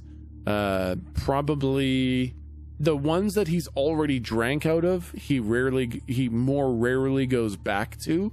So if something was to go missing from the basement, he would probably notice. But if one of the ones he had already been drinking goes missing, there's a lower chance that he would notice that. Okay, I don't want to steal anything, but I want to collect the like empty wine bottles. Okay, yep. If they've not been disposed of. Yep. And if I can sort of like tuck one or two under the rounded part of the juicer. I imagine that since it's like spherical, right? Yep. Or ish. Yep. Yeah, and he's tall as fuck. Yep. So if I can sort of just like scoot two under there, like around behind it. Yeah. I just want to leave him down there. Okay, absolutely. Let's put a little sneaky. Let's put 2 sneaky bottles down there underneath the Soul Juicer 5000. Absolutely. Yeah, no, there's no way he'd notice it. If they're actually empty, there's no fucking way he'd notice. I'm just trying to sniff them or something. Is that back there? I would say you can get a couple drops here and there. You know, he lives lavishly, so if the bottle's even, if he tips it and doesn't immediately get a drink, he just tosses it. So there's a couple drops in some of those. Got it. And now I would like to ask if you guys would like to do anything in particular for the remainder of the week. He gives you some tasks for cleaning the house, washing the dishes, cleaning the toilets, all the make my house nice and make sure my guests love coming here. And at this point, there are only 2 other ghosts that exist here now. Like, there's you guys and 2 other ghosts. All the rest have been squidged. Jesus. I guess let's go in order. Galdrick, anything that you would like to do during in this 3rd week? So whatever happened with the me trying to put him on the tail of Volos, because I don't know whatever came of that. Okay. Yes. So let's actually would be largely dependent on that, I would say. Yeah. Okay. So let's actually play out a bit of a scene where you he actually stops you one day later that week, and he brings you into kind of the less formal kind of entry meeting room, and he asks you to take a seat. Okay. And he says, "Well now, Galdrick, my scouts have been looking for this Voice of Tomorrow Volos person, and it's a little bit interesting. It seems the Voice of Tomorrow has gone away. This Volos person that you said was so super scary and very evil seems to have fled for some reason. I can't find hide nor hair of him and all his cultists, all the sins they've committed. They're just finding their way down here, and they seem to be quite distraught that the Voice of Tomorrow has abandoned them." Oh, so wow. I don't think this Volos person is around anymore. Oh, well, then I guess you're now the supreme leader. Of course I am. Of course you are. Well, that's good to hear. If I want anybody in charge ruling and torturing people, it's you. That's what I think, too. I think they could... Never mind. Now, was there anything else? Any other useful information you had for me? Useful information that I could have for... I mean, besides Volos, trying to obviously hide from you, which obviously he's doing good things, because, he should hide from you. Almighty sir, almighty devil man sir.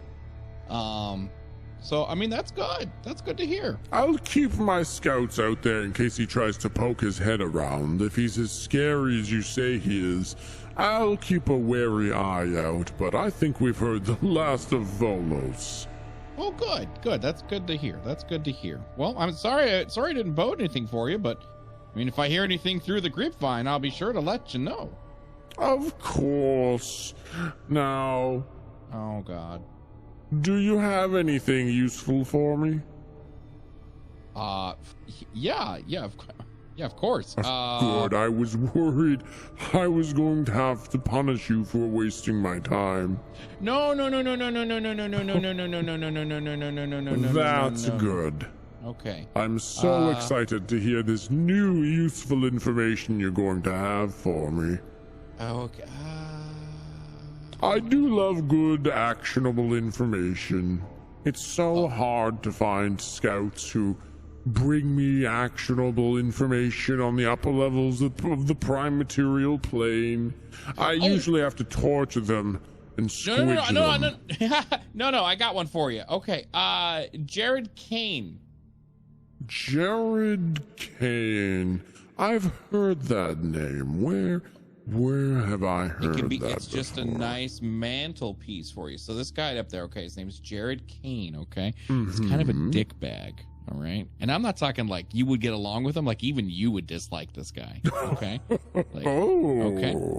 So let me tell you a little story about Jared Kane. Well, Jared Kane used to rule an entire city that was devout in its war practices, okay? All they wanted to do was kill and kill and kill and kill and kill. Right? I like the sound you of like him this guy, already. right? You like this guy, right? Yes. Oh, you yes. like this guy. Well, guess what? What? He lost. He lost. He lost. Yeah. Sounds this like huge every ruled for war leader I've thousands ever of years. heard of. That's right. Ruled for thousands of years and then lost. Thousands of years? Thousands of years. Yeah, 2,000 actually. How did he manage that? Well, he had the blessing of the gods. The gods. Which one? Oh shit. Give me a second. It was Torm. Torm. Yeah, that's right. Torm. I hope that's right. Yeah, no, it's right. It is right. Yeah, Torm.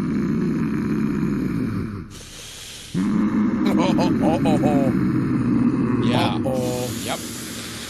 Don't speak his name in my presence. Oh, hey. If you think I like that will guy. not hear the name Torm spoken in my presence again. Oh, yes, sir. Do you hate him as much as I do? Is that what's happening here? I hate Torm with a fiery passion. Oh, he's on my list. He's on my list.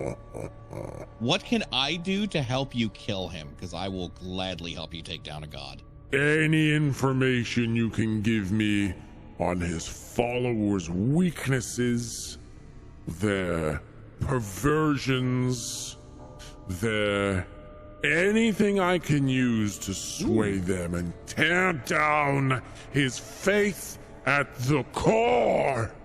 Oh, well, then how about I give you some good news that guy, can I say his name? Or should I call him Poopy God? Want me to call him Poopy God? Perfect. Poopy God. Okay, well, I'll tell you some information that Poopy God probably doesn't want to be, out there. Yes. Because his disciple, right, this Jared Kane had ruled for thousands of years successfully, now has been stripped of all his power, but the public doesn't know yet. Oh. And if you were to bring down Jared Kane and make him, a bit of a mantelpiece, bit of a thing, you would essentially be showing that his followers are not invincible anymore. How does this Jared Kane, he was stripped of his power? Did he take that well? No, he's kind of like sworn vengeance, like, I'm gonna kill people even though I'm a weakling mortal now. Would you call him perhaps an oath breaker? Oh my god, yeah. Oh, happy day. Oh, my dearest Goldrick. You've made me such a happy pit fiend. Oh, glorious day. Yeah. Why is Ixelvac? Ilvixac. Fuck. Why is Ilvixac literally Ursula from? It's amazing. So good. Oh, this is such good news.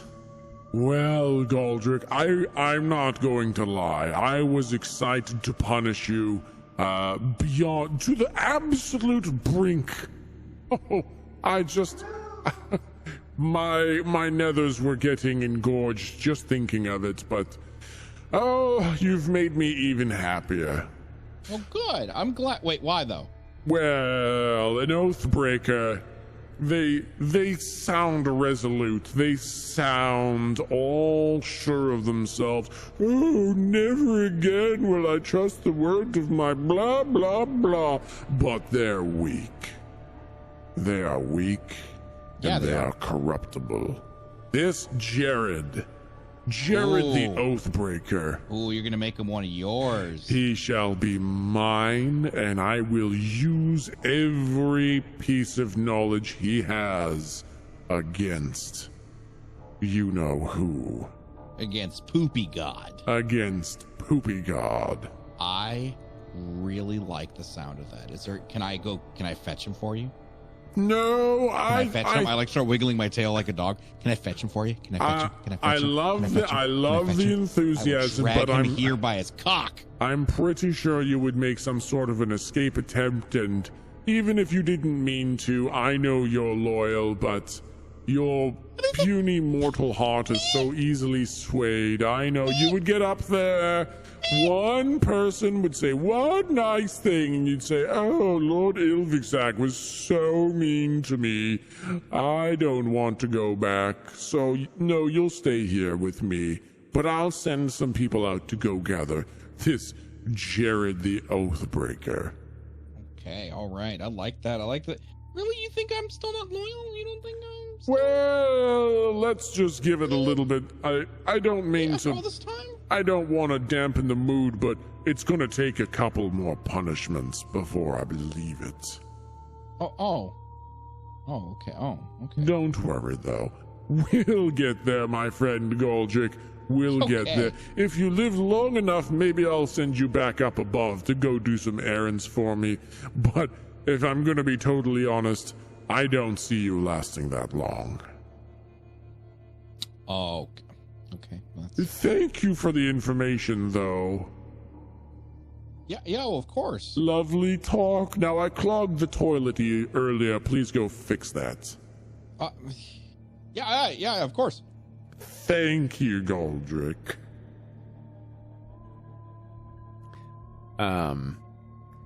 Okay. The scouts reported Volos has disappeared. And now his scouts will be searching for Jared the Godless, Jared the Oathbreaker, with an attempt to corrupt his heart to a more evil tone. More evil. I was gonna say he's already pretty fucking bad, man. He's already pretty goddamn bad.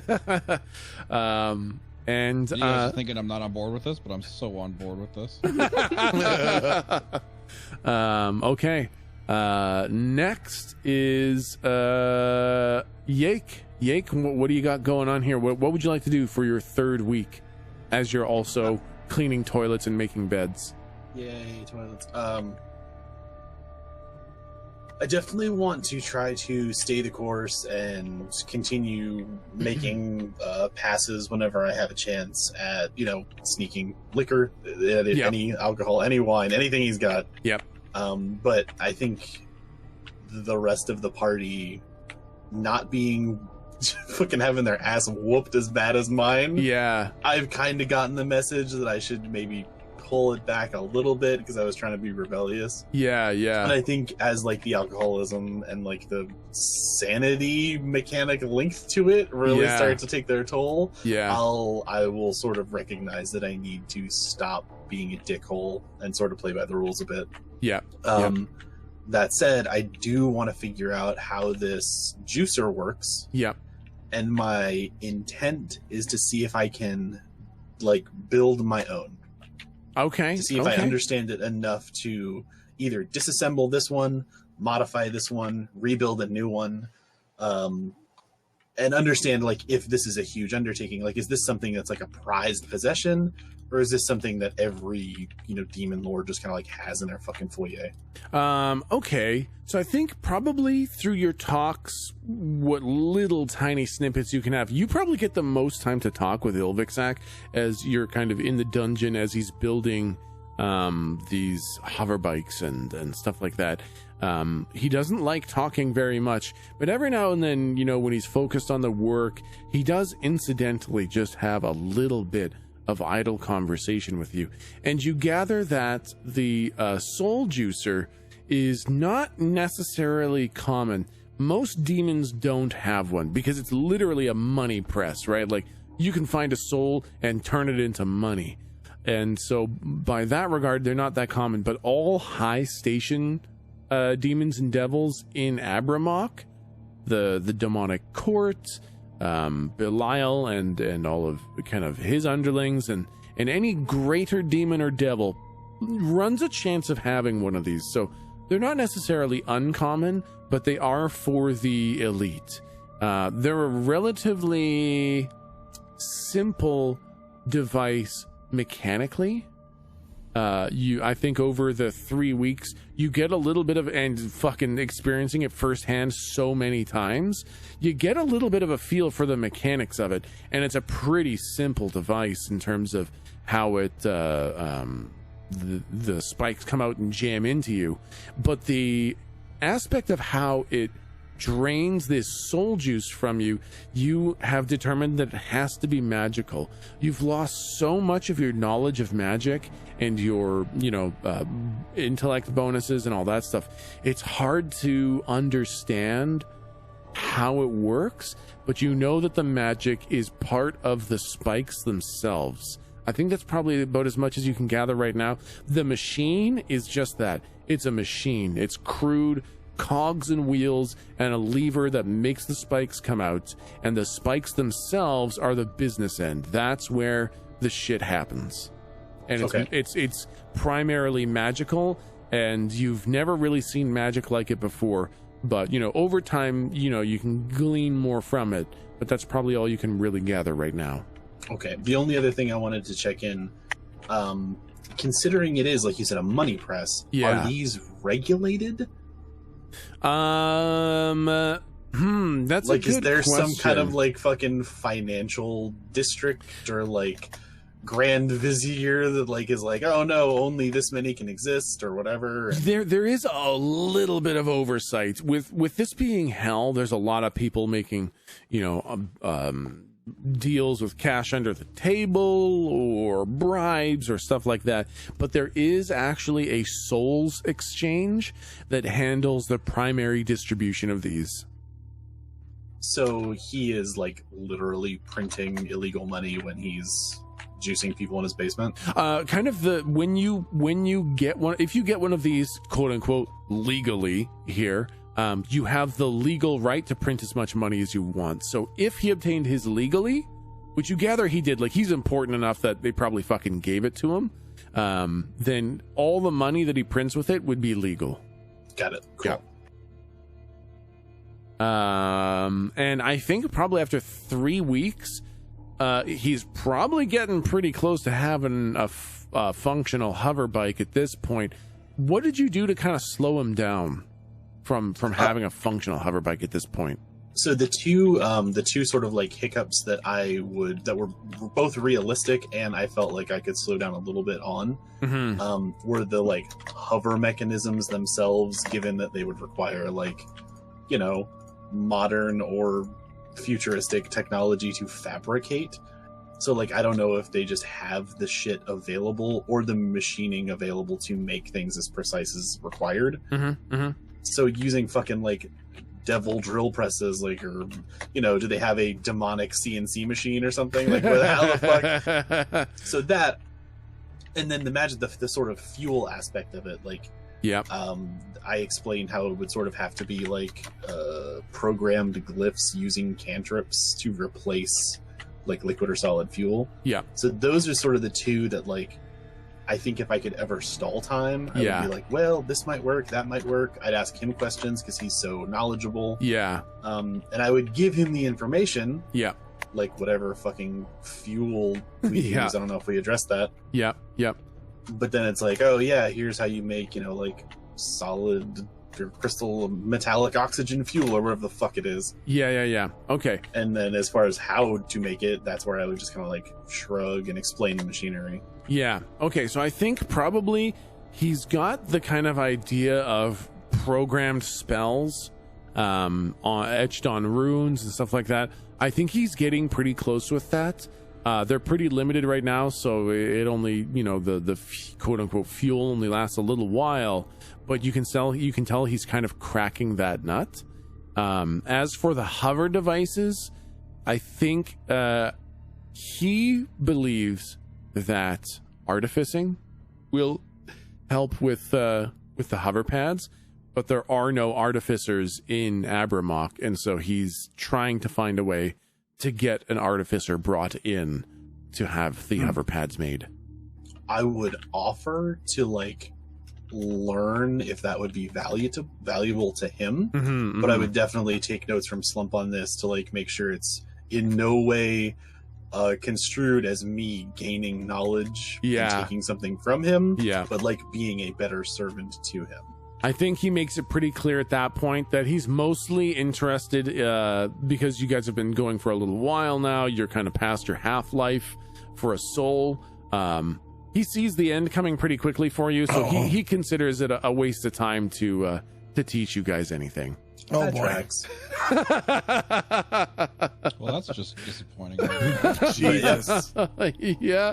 Do we feel this sort of like rate of decay? Okay. Yeah. So maybe if I have time, if I have the time, I will try to ramp up the plan, which was to try to create a version of the not actually create, but figure out how to create the device that either works backwards or extracts some of that sort of to the secret location, so that we sort of like skim.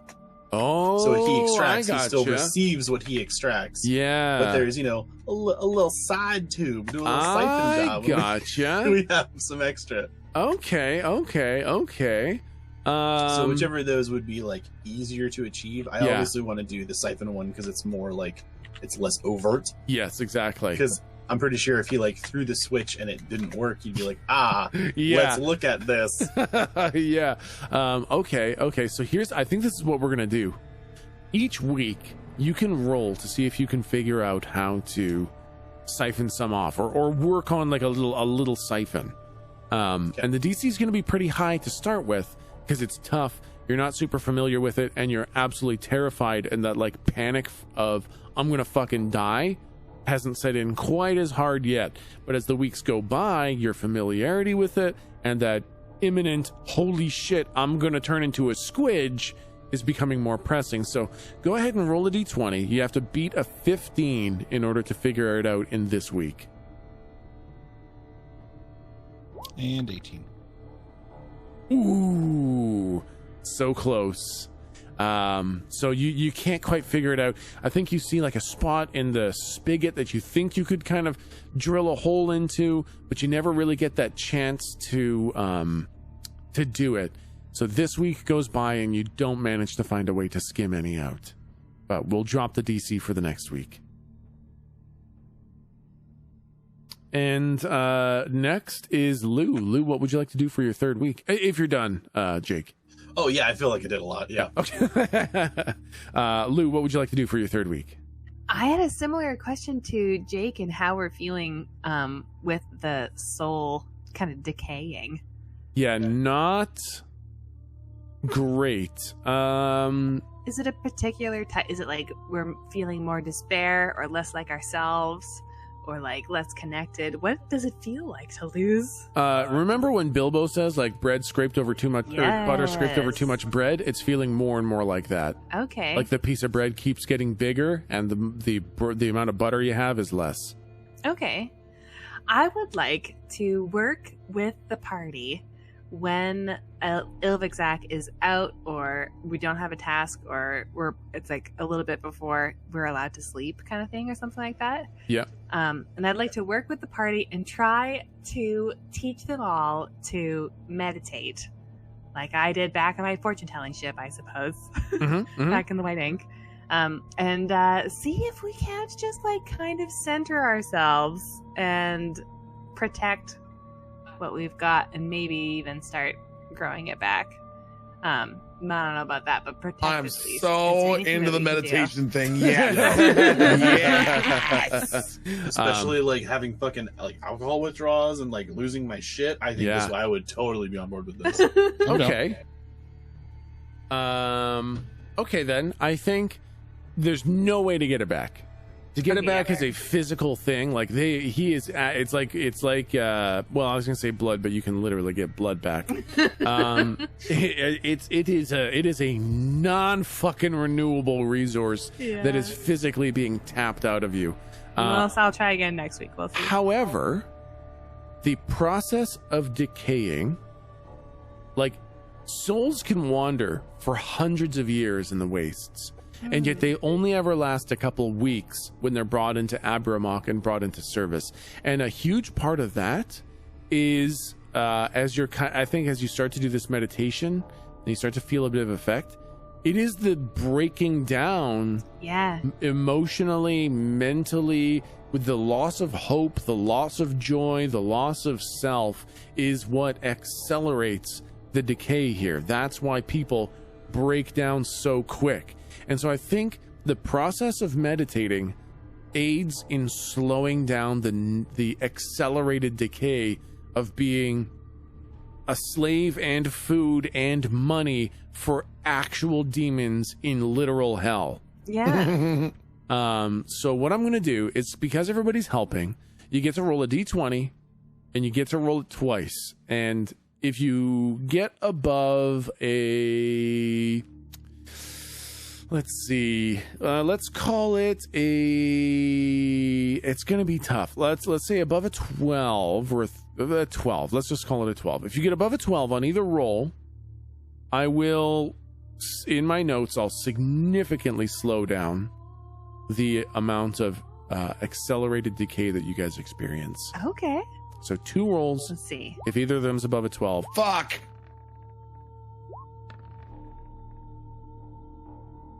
Okay. Let's see. Oh yeah, just Lou has to roll. Lou kind of rolls for kind of teaching everybody. On behalf of yeah. Lou, it's kind of like Lou's kind of rolling for like a meditation class. Okay. Everybody gather around. And with a 17, you absolutely succeed. And I think you guys find this one part in the day when you're supposed to be going to bed, and bed is awful. It's a shitty sleeping situation.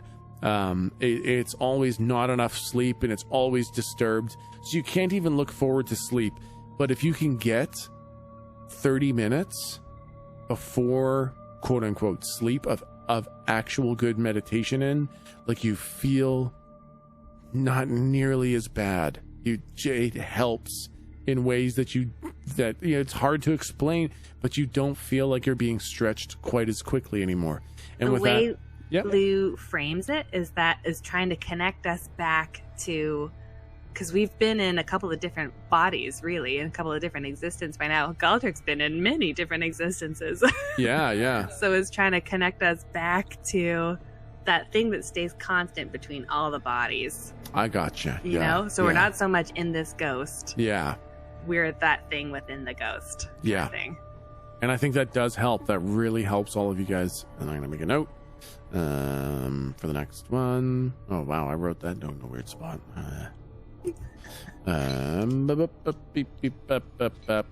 Week 4.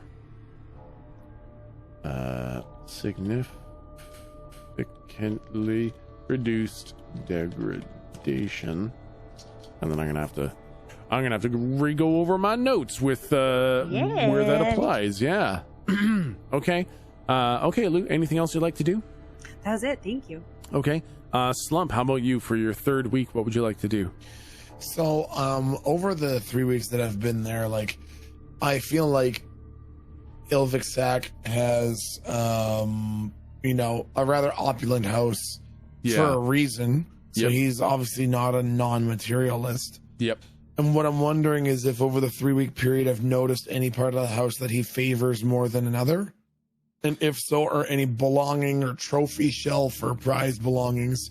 And if so, Slump would try to sneak in some extra time and like polish it or clean it or whatever. Okay. All right.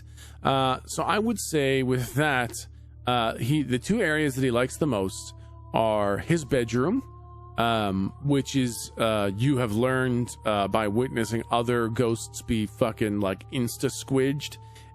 You don't do anything to his bedroom other than make the bed and don't touch anything else. Okay. But the other place that he really likes is his formal meeting room, where he met with that other demon that one day. And there are many very important binders and books and kind of documentation in there. And in there, the books are never left open, but they're not always neatly stacked and everything like that. Okay. And he does like everything to be nice and neatly ordered. So whenever you go in there, I think what you learn is that he wants, like, he only wants you adjusting those things when he is in there so he can watch you. He doesn't want to organize the books and papers and binders all by himself, or he doesn't want to do it himself, but he would not dare let anyone near those books and binders by themselves. So he usually finds, or you recognized that when he's in there reading or writing some notes or preparing to entertain a guest, that's when is a good time to go in there and organize the bookshelves and make sure that everything is easily reachable and stuff like that. And again, like, he is not one to show gratitude for what he considers simple tasks. Sure. But I think you notice that, like, everybody's getting punished. Like, he punishes you guys because he wakes up pissed off. But you do notice that you get taken down for punishments very noticeably less than everybody else. Interesting. Okay, perfect. Yeah, that's what Slump would do. Okay. Okay. Then we are going to move into week 4. And week 4, at the Monday of week 4, you guys have been doing a lot of the standard tasks, and Ilvixak kind of gathers you guys at the entryway again. And he says, all right. Well, now you've all been doing a very passable job, so I want to congratulate you. 4 weeks. I've seen many souls not last that long, and you still got a little bit of soul meat on your bones. You probably got a little bit more time. Well, that's fantastic. So, well, I think I can trust you with a slightly more, how do I put this? Sensitive task. I would like the 4 of you to please go back into town, go back to the Market Island, and, well, you see some of the soul spikes from the soul juicer.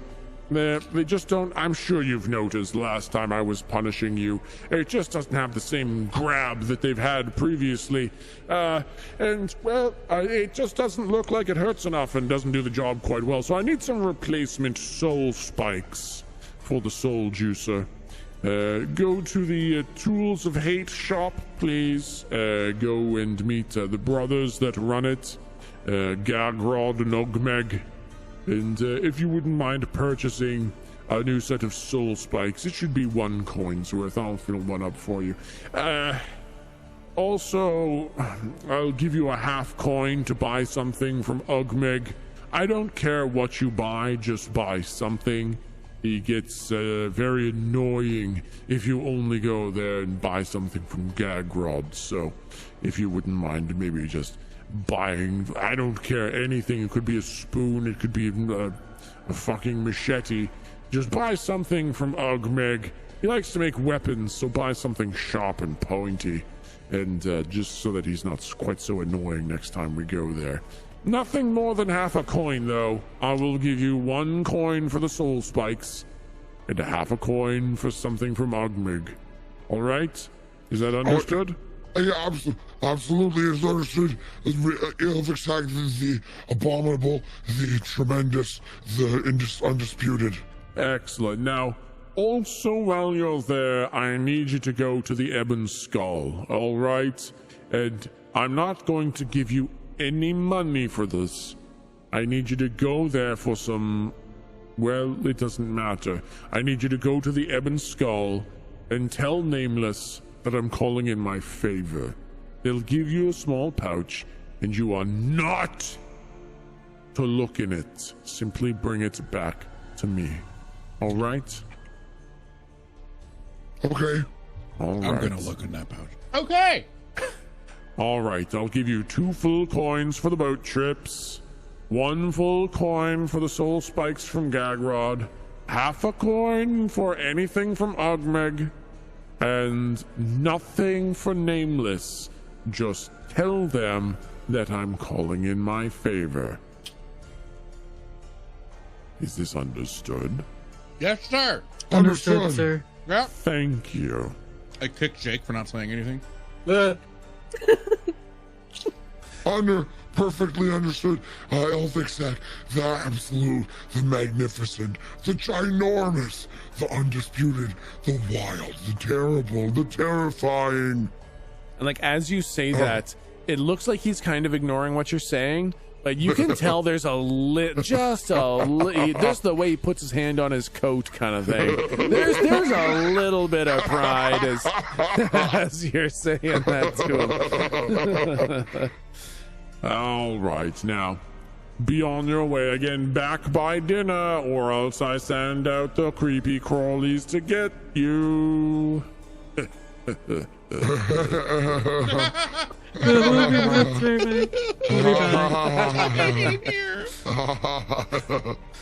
All right. And you guys are free to go on your way back to the boatman. And you've actually done a couple runs now. You like getting groceries. You do that every couple days. So you've probably gone for maybe 2, maybe 3 grocery runs before. Every time the people at the market, like, it doesn't matter how many times you've been there, they still pretend like they don't know you. They still try to trick you. It's not very good tricks. You can tell that it's more just like they're trying to irritate you. And that they take some sort of sick joy in making your life just a little bit more miserable. Have we got a sense of the timing that it takes then? Like, did we ever cut it really short one day, or have we been making good time each time? You've been making almost the same time each time. It's like they constantly drag it out and make it just a little bit long. Like, you can go there and say, "Hi there, Prostat, I want the heck beats." You could just do that, right? But it's always a fucking ordeal with them. It's always him trying to make you eat awful, horrible shit and loving it. And Jaboudet is always trying to squeeze a little bit more money out of you. So it's the same fucking thing. It feels very much like that every time you go there. It's just these guys, they just delight in these small tortures. You go to the boat. Basically, stop me unless you want to do something different. But I'm assuming that you guys go to the pier. You give a full coin to the boatman. Have we gone to the same boat every time? It's impossible to tell. I think I would out of habit. Okay, for the same pier kind of thing. Like, you don't know if it's the same boat, but you can go to the same pier. That's what I was gonna. Can we distinguish between the ferry people? No, they all look the exact same. Yeah. Yep. Like, it's weird. It's all. I mean, more for dramatic effect than anything else. It's almost like their cloaks move at the same time, like in the same way. Gosh. Just out of dramatic effect, but they have that kind of creepy vibe kind of thing. Yeah. Definitely no building a rapport with these ones, I think. No, yeah. Since I've been playing with the juicer a little bit, I want to like run down before we leave to make sure there's not like a compatibility sort of like, oh, you got the wrong murder spikes, bud. Sorry. Just kind of a dumb shit like that, because I also want to, eyeball if there are other ones that are doing the job that I want to do, sort of thing. Yeah. So I just want to make sure, like, oh, they attach this way, they're this long, they're this size, like, blah, blah, blah, blah, blah. Smart. Yep. And of course, like, you have nothing to write it down. So it's just like you look at them, you look at it again, you look at it again, then you look away and you try to, like, recall the dimensions in your head, and then you look at it again. You're just trying to make sure that you can kind of keep track of the dimensions. And that there won't be any compatibility issues. But yeah, absolutely. I still go through the motions and like write it on my hand and close my hands like they're a book. But yeah, that makes sense. Yep. Okay. And no problem.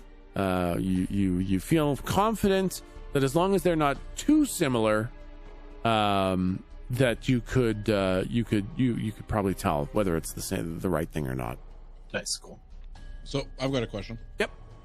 You said we've gone into town a few times, and you mentioned last time that we were in town that we see other boats that are arriving. Yep. Do we see any boats taking any other paths? Yep, absolutely. Like, you actually pass boats sometimes going on down different canals and stuff like that. Your boat is kind of going down the one path like when you go there and you say marketplace, it takes you along this one path to the marketplace.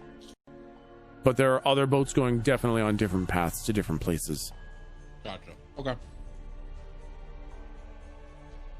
And yep, sure enough, the boat takes you into the heart of Abramok to the market area, where all the thousands of squidges are moaning and wailing and screaming. And some of them, like, I think it's weird because you realize that some of those might have been screaming since before Zelleran was broken. Oh God, that's not good. Yuck! It has been sitting on that rock for 5,000 years, screaming in agony, praying for the end.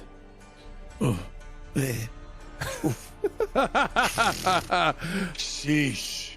And the demons, the demons and devils, if anything, they like it. Like it's like songbirds, beautiful songbirds in the air. This delightful sound of people, like, and knowing that it's the same squidge who's screaming every day. They seem to just delight in it. And every now and then you see like a one of the greater devils, like you see like an Abishai or something come by, which is like very much a dragon person. Will come by with a squidge and just toss it into the market square, and then the boat will take them back where they came. So sometimes the people are just dropping a squidge off into the city. Oh my God. And you guys get dropped off into the market square, and again there's the food market that you've gone to many times, and then there's the well-built actual building called Tools of Hate. And then there's the giant black skull, which you now know is called the Ebon Skull. I think tools first. Oh, yeah. Can I say real quick how fucked up it is, Tech? Yeah. You've effectively made the Hell's version of Get Me a Switch. Yeah. Don't worry. It gets so much worse. I've got so much worse stuff ready for you. Oh, my God. Oh, man. Oh my God. Oh man, trust me. I mean to put you guys through hell. No, though. Quite literally, yep. Quite literally. I'm just saying, I play D&D to escape reality. What the fuck are you doing, man? Okay. You guys are at the place. Do you want to go to the tool place first? The Tools of Hate? It's my boat. Yeah, I guess. Yup. Yeah, sure. Yep. Okay. So you guys enter the Tools of Hate building, and let's see. I've got a description of the guy, but no description of the building. The building very much seems like a blacksmith's kind of area, but it's weird. So there's shelves of tools, shelves of unmolded, unshaped iron and metal. The iron all looks nasty. It's like kind of rusted, kind of brittle and splintered. There aren't many employees in here. If anything, there's a couple imps maybe getting stuff off the racks and stuff like that. But there is a giant furnace at the back with 2 benches and 2 sets of tools and 1 person sitting behind it. And this person looks kind of like a melted, splintered husk of meat that barely resembles a humanoid person. It's got kind of a normal human head with a mouth that has no lips and a lot of very square teeth.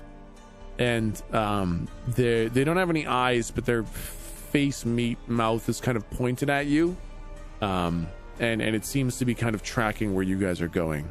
Okay, sorry. I am so horrified by the face meat mouth that I need you to explain what the fuck this thing most closely resembles. A humanoid. It's like a humanoid that's been melted very badly, and it's kind of like they melted a person and then they had a person-ish shaped mold and poured them back into it, and it's not really holding all that well. I hate this campaign now. I used to have so much fun showing up. God, what a bummer. Okay. Somebody in chat said this really feels like revenge for the prior 72 episodes. Yeah, it's got no eyes, just a big mouth full of big square teeth. Square teeth is somehow worse. Yeah, it is worse. Yeah, it's like when you see one of those fish with the human mouths. It's kind of like that. And a big smile. Ew. And that's when you notice that its left arm is kind of like a weird, kind of shrivelly left arm. And its right arm, it kind of looks more like a 4-foot-long neck with just an accident at the end, like a big melted whoops at the end of it. Oh God! And it's that thing, like, I guess hand, right? It looks like kind of like an arm with a hand, but the arm is just a uniform shape, like a neck. And at the end, it's just kind of bulbous. And it has two weird little kind of antennae coming out of it, and another big mouth full of square teeth. Oh my God! Oh no! Oh no! Don't tell me these are the brothers. Don't tell me these are the fucking brothers. And they're watching you as you are coming in. No. Good morning, afternoon. And the one on the head on the shoulders kind of says, "Oh, good morning. Can I help you?" Yes. To whom am I speaking? Well, you're speaking to Gagrod right now. Gagrod, wonderful. We are here on behalf of Lord Ilvixak, the great and powerful and terrible and very, very, very scary. We need to pick up some new soul juicing needles. And the weird arm head that he has kind of speaks to him and says, I'm leaving. I'm leaving. Oh my God! No, you're doing it all wrong. You gotta make him speak in this voice as much as possible. "Are you sure you don't want something else too?" Oh, certainly. We would two things, in fact. Oh, good. Nah, Slump prefers just getting the one. Thanks, though. Just the one thing? Are you sure you don't want something else? No. We're looking for something super sharp and nasty. Oh, yeah, Lord. Good. Gotta be special. And Gagrod speaks up and says, "Wait your turn, Ugmeg. They clearly came here to talk to me first. Now, please, can I help you with something?" Yes, well, my associate here, Yake, the Amazing, in fact, has some specifications, I believe, for the sorts of things that we need to see. Did you call him Yake the... It's just, he looks so pathetic. Hey, no, he can do some crazy stuff. He's got this, like, close-up magic sort of thing. Do the close show They call him amazing. Can you believe that one? Oh, what's getting into you two? Stupid idiots. Believe us, stupid moron. Do something for me, please. Let's see. I roll up my ghost sleeves. And I think back to Lou's meditation where we look back sort of at all our past selves, and I remember doing close-up magic and giving people the titty playing cards. Yeah. So, does the hand brother? Yeah. Is there anything sort of like small on the countertop, near wherever it is? Yeah, there's lots of weird little shards of metal all over the place.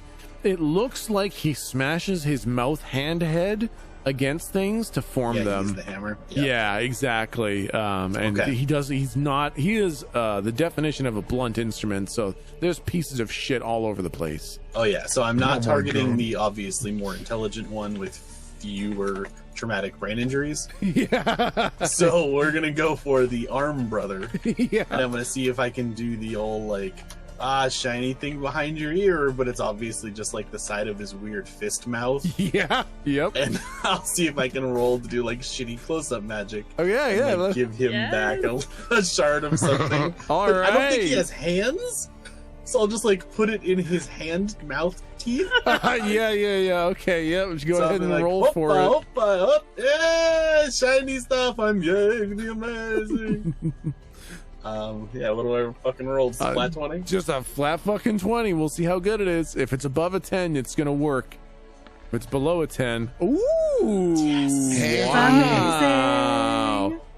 Yank the amazing. I put some stank on that amazing yeah, too. Man. Absolutely. Like, I think it's so good that like the head face can tell that you're obviously playing to the fist face as the dumber of the two, and so he knows that this is just going to be a dumb trick, and he's not interested. But the trick is kind of so good, it's kind of like a double fake. So you're like, oh, look at this, and like kind of everybody saw you pick it up.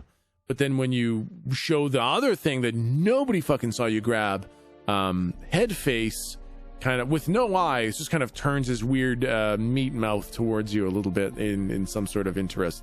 And now you have both fist face full of teeth and head face full of teeth kind of pointed at you. And he says, well, first of all, Ugmeg, the fist one, says, oh, that was pretty good. Oh, that was pretty good. And Gagrod says, I have to say that all right. I'm amazing. This is a little bit farther than I would have taken it, but no, I mean I get that. But I mean I'm a fucking ghost, my dude. Imagine if I had my meat. I could sling this shit. That's a good point. All right. Anyway, well, do you have like a sweet moniker that's like amazing that we could call you? I've really suggested. Like I've done Yig the Amazing for a super long time. It feels good. You should try one. Well, we can't quite agree. See, I like Gagrod the acceptable, because I find most of my equipment to be quite acceptable. And you see, well, Ugmeg, he likes. Oh yes, I like. Uglag likes Ugmeg the Smash. Ugmeg the Smash is so good. And Gagrod says, so you can see we're at a little bit of an impasse here with a name. Ugmeg the Smash sounds absolutely ridiculous. I mean, have you tried just running both? Good morning, I'm Gagrod the Acceptable, and this is Ugmeg the Smash. Yeah. I mean, I guess we could try that. I don't think it's going to go very far, but I could try it. I mean, shit, try it on for size, my dude. Sometimes it feels good. Well, perhaps. Now... Oh, yeah, sorry. Anyway, I don't want to waste too much of your time, but, you know, a little self-care, my dude. I know it's weird here and people don't really embrace it, but I would totally suggest it. And, you know, put a little extra on it, like acceptable, maybe like... extra acceptabler. I don't know, put a little, you know. Well, I mean, that doesn't mean much, but I guess technically it's not wrong at that point. See? All right, the extra acceptabler. All right, well, we can see. Now, you needed some soul spikes. Oh, totes, yeah, and I'll sort of like rattle off like the model number of whatever he's got, I guess, or whatever. Yeah. Oh, the Blendtec Super Juicinator 6000. I need some replacement sucky spikes. All right. Now, well, I mean, it's kind of fortunate that you're here. How did it feel the last time that he was, juicing you, as it were? Did it feel blunt, or did it feel more like something stuck in a straw? What was the sensation a bit more like? I mean, he said it just didn't look like it hurt as much. So I think he's going for, like, I don't know, a little more suckage, maximum, like, penetration. He wants to get that juice, you know what I mean? Yes, all right, a little bit more, okay, a little bit more juicing, as it were. Okay, all right, well, we've got some new spikes in the back. I can go get some of those, but I'm sure that Ugmeg here would probably love to hear what the other device you would like, and he's not even finished talking before Ugmeg's like, yes, please. What would you like? What sharp, spiky instrument of destruction can I make for you? What's the bet? Would you have anything on special?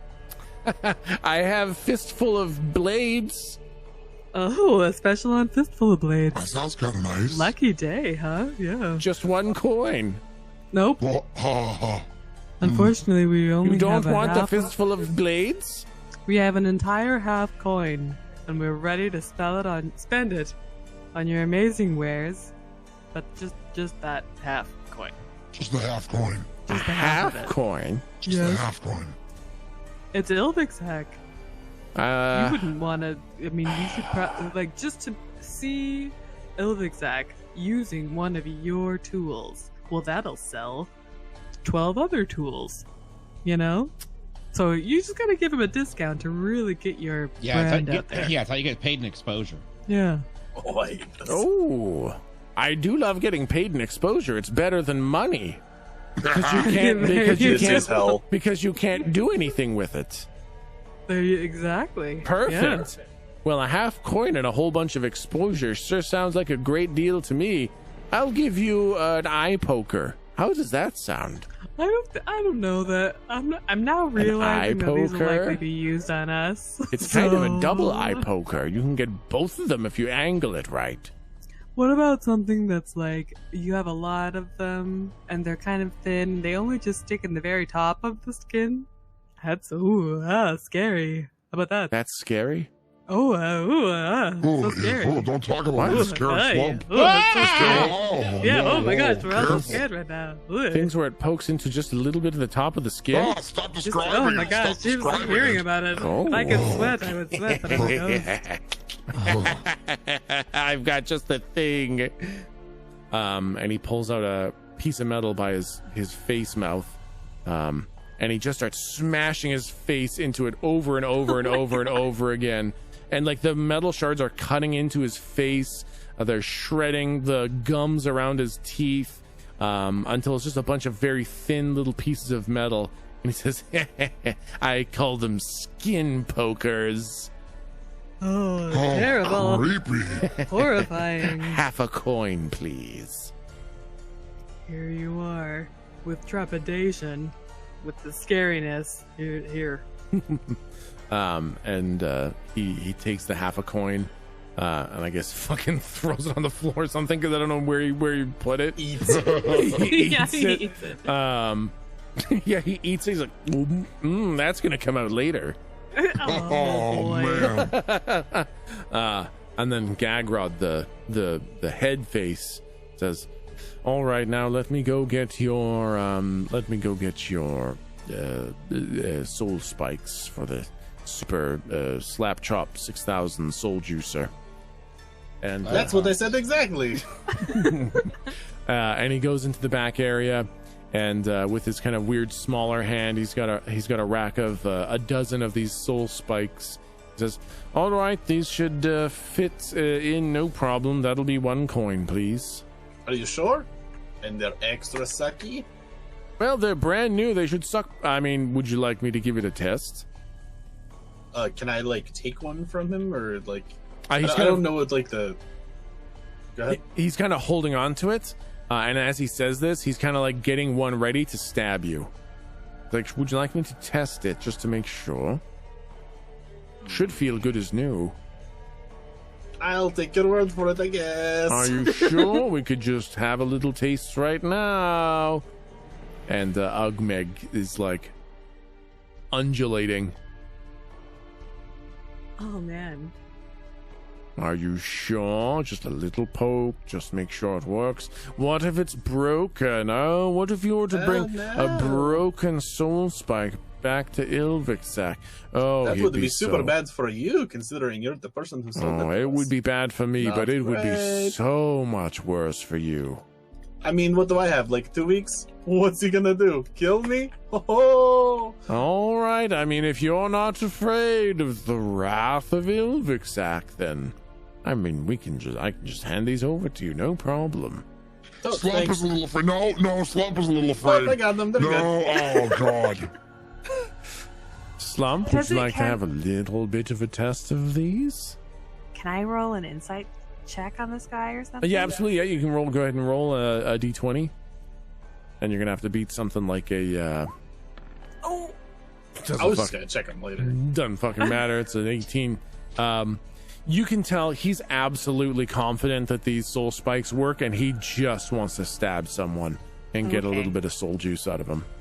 They seem like they're good. You say yourself that you have acceptable wares. You're not one to exaggerate. You're a straight shooter, and I respect that.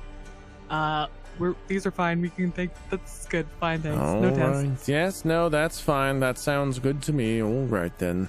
Take your soul spikes, take your skin pokers or whatever it was that Ugmeg the Smash made you. And, well, I guess, good luck, and I probably won't see you again with how good these soul spikes are going to work. Oh boy, that's upsetting. That's not what Slump was hoping to hear. Yep. That's a bummer. Yeah. Well, thank you, and you should notice an increase in business after seeing Ilvixac with your materials here. How's business been? Pretty standard. We're kind of the only ones that deal in most of these goods, so that helps. Kind of a monopoly on the situation. All right, congratulations on that, I suppose. Thank you so very much. I mean, I could just like make these probably. Would that be a thing? Maybe. Oh, don't understand. No, I wasn't talking to you. I was talking to all right. I kind of heard what you were. Okay, all right. No, it's fine. That's fine. All right. It's okay. I did sort of want to say it loud enough for him to hear it, but like as I was leaving. Yeah.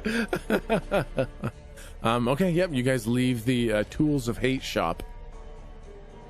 Now, before we continue, I just want to confirm something. He wanted to just use one of these spikes to stab me and extract the stuff. Yeah. Just sort of like free-handed. They don't need to be like installed in a huge apparatus, so like they each kind of independently work. Yeah, that's what you gather from what he was saying. That's what I was hoping you would say. I'm good. Oh no! You're scheming. Yep. Okay. What's up next, guys? A way out. Yeah, I mean, honestly, I think Slump would want to. I can't really think of anything else we can do. Like, well, you know what? How much do we have any? Have we familiarized ourselves with the passage of time enough by now to know roughly how much longer we have before dinner time? Yeah, you've still got some time. You still have to go to the Ebon Skull to go talk to Nameless, but you've still got some time. Yes, I forgot that we had to go there anyways, but that was going to be what I was going to check out in the first place. The Ebon Skull? Yep. You guys have the time to go there? Yep. Nice. As we are cruising, I would like to sort of recall what we looked like, our sort of girth and translucency when we were fresh off the boat. Yeah. And see if I can see any new blood spirits chilling around, maybe looking confused. Yeah, I mean, yeah, there's lots of smaller souls kind of just wandering around. Yeah, and there's some thicker ones, absolutely. Okay. All right. I'm so nervous. Just want to like eyeball that. Yeah. And I'm sure everyone knows what I'm thinking, but yes, I want to drink one of these people and push their little squidge body into the lava. Oh God! Yeah. Wow. Because self-preservation is key. Do you want to be a squidge living in the lava for eternity? No. Right. So I'll be the realistic one here. I will drink people to keep us alive. So Okay. big of you, really. Pretty selfless. I will definitely like let the party know that like let's Okay. just assume all of this happened in character. Yeah. Okay. I mean, and you just let me know when you want to do it. You just say like I do it or something. look at how thick that dude looks. Oh yeah. He's so beefy. He's like right there in the boat. Oh, I don't think the like oarsmen would say shit. They can't like talk to like skeleton dudes, right? Oh, what do you think? You want to stick a You want to be like Ilvixak? I mean, not to like him, but you know, use the tools we got while we got them to have them. Find someone who's going to get on the boat. Be like, hey, how's it going, buddy? You look new here. I'm going to help you out. And then you take his coin, and then you stab him, and you drink his juice, and then you leave. You know, that's how it's do, right? Like the ultimate, like just straight line face, just staring at him. I mean, what? Do you have another plan? Yes. Oh, okay. What's your plan? It's developing. Sweet. Mine is like 2 steps. Say hi, take coin, stab. Oh, that's 3. Sorry, it got complicated.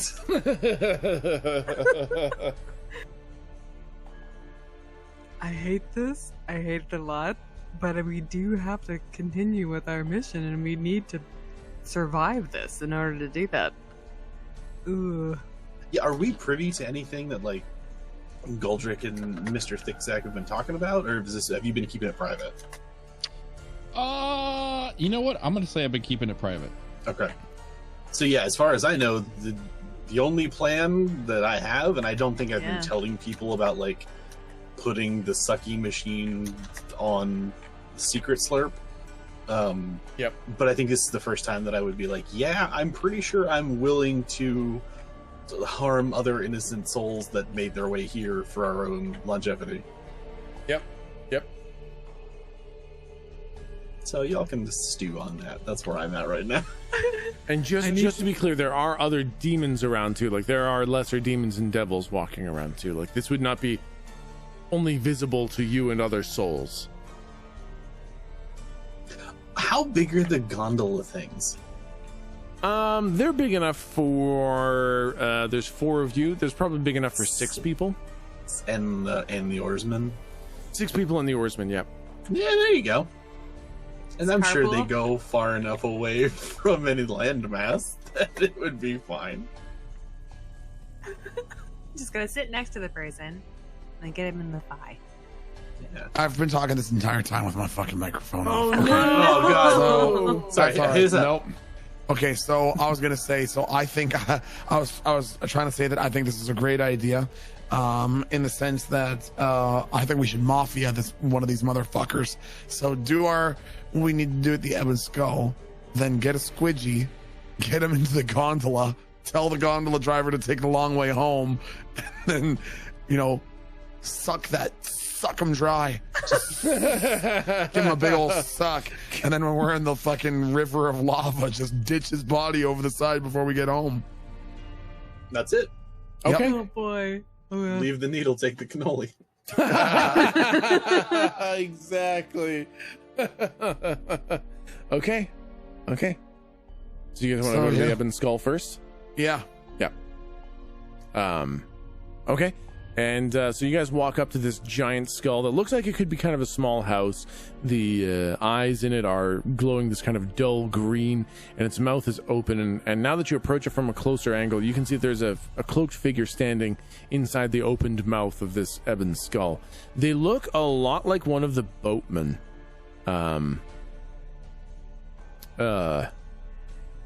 Just a sec. They look a lot like the boatmen. With the kind of layers of cloaks hanging over them, but when they kind of move their hand at all, their hand isn't a skeleton. It's more like a shadow. It's like a physical shadow, and they seem to be surrounded by barrels and a few bags and pouches on the ground, and it smells like fish and low tide, where this person is standing. Goldrick, you've got some diplomatic skills. Would you mind talking to this guy? What the fuck do you want me to say? Well, you do the Ilvixak calling in his favor, and then hold out your hand, I guess. But like really intimidating, like. I think while they're talking, I'm like, hey, do you want to see some close-up magic? If you say you want to see some close-up magic, I think I'm riding my high from like feeling like a human for a second, so I think I absolutely would. Yeah. When you go up to this thing, so this thing's name is Nameless, and when you say, "Would you like to see some close-up magic?" it says, "No." Okay.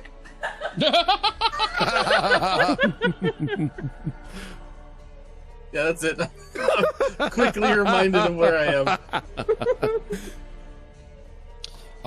Okay, I would say I'll walk up to him and hello, hi, Ixel. Oh my God, you're the first one to actually say hello to me. What can I do for you? I'm gonna make you talk like this for a long time. That's gotta be horrible on your throat. It doesn't feel great. If you like, I could talk like that too. Thank you, that would be nice. I'm just kidding. I'm not gonna do that. That's just Somewhere like Jack Black really up painful. So listen, Ixel Ballsack wants he's calling in his favor. His favor? How interesting. Do you have payment?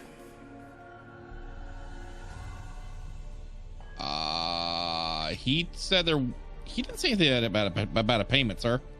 No payment. Yes, yeah, no, he didn't give anything about payment. He just said don't take any of your shit, which I thought was really rude, and to hold out my hand and get a bag and then give it to him. No payment. Deal's exact. Well, I'll get the bag. And he turns around, and you can see him kind of look over his shoulder at you guys to make sure you're not like taking too big of a peek at what he's doing. And then he kind of holds the bag out to you, and when you reach for it, he kind of pulls it back a little bit, and he says, "Do you know what's in here?" No idea. Oh, how interesting. Would you like to know? Yes. Oh, I'll tell him you said that. Wait, no, don't tell him you said that. Just tell me what's inside. I'm not gonna look.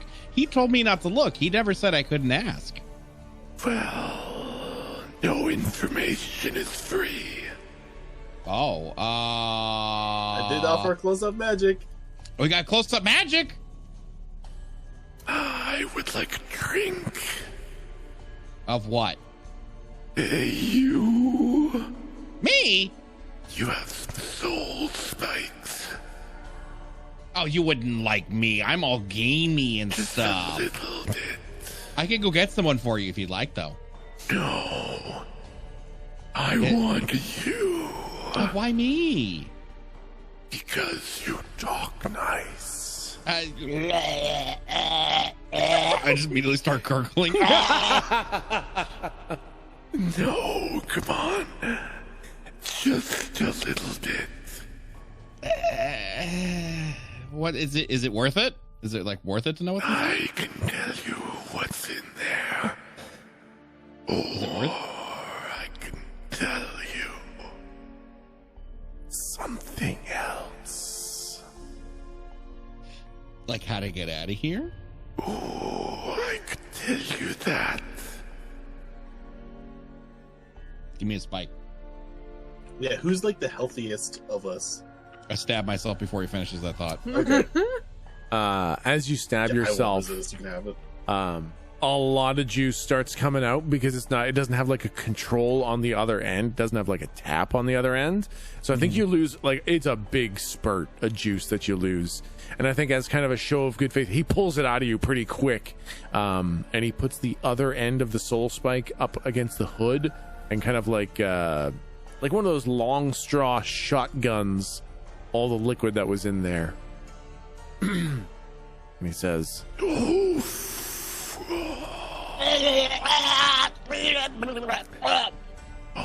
why did I put it right in the nip? Very nice. What would you like to know? How would we get out of here? You'll need your bodies. There are not many who can give you your bodies back. Belial could do it. Who's Delisle? Belial, Sierra, they could do it. Perhaps the demonic court. Zigzag cannot do it. Would they do it?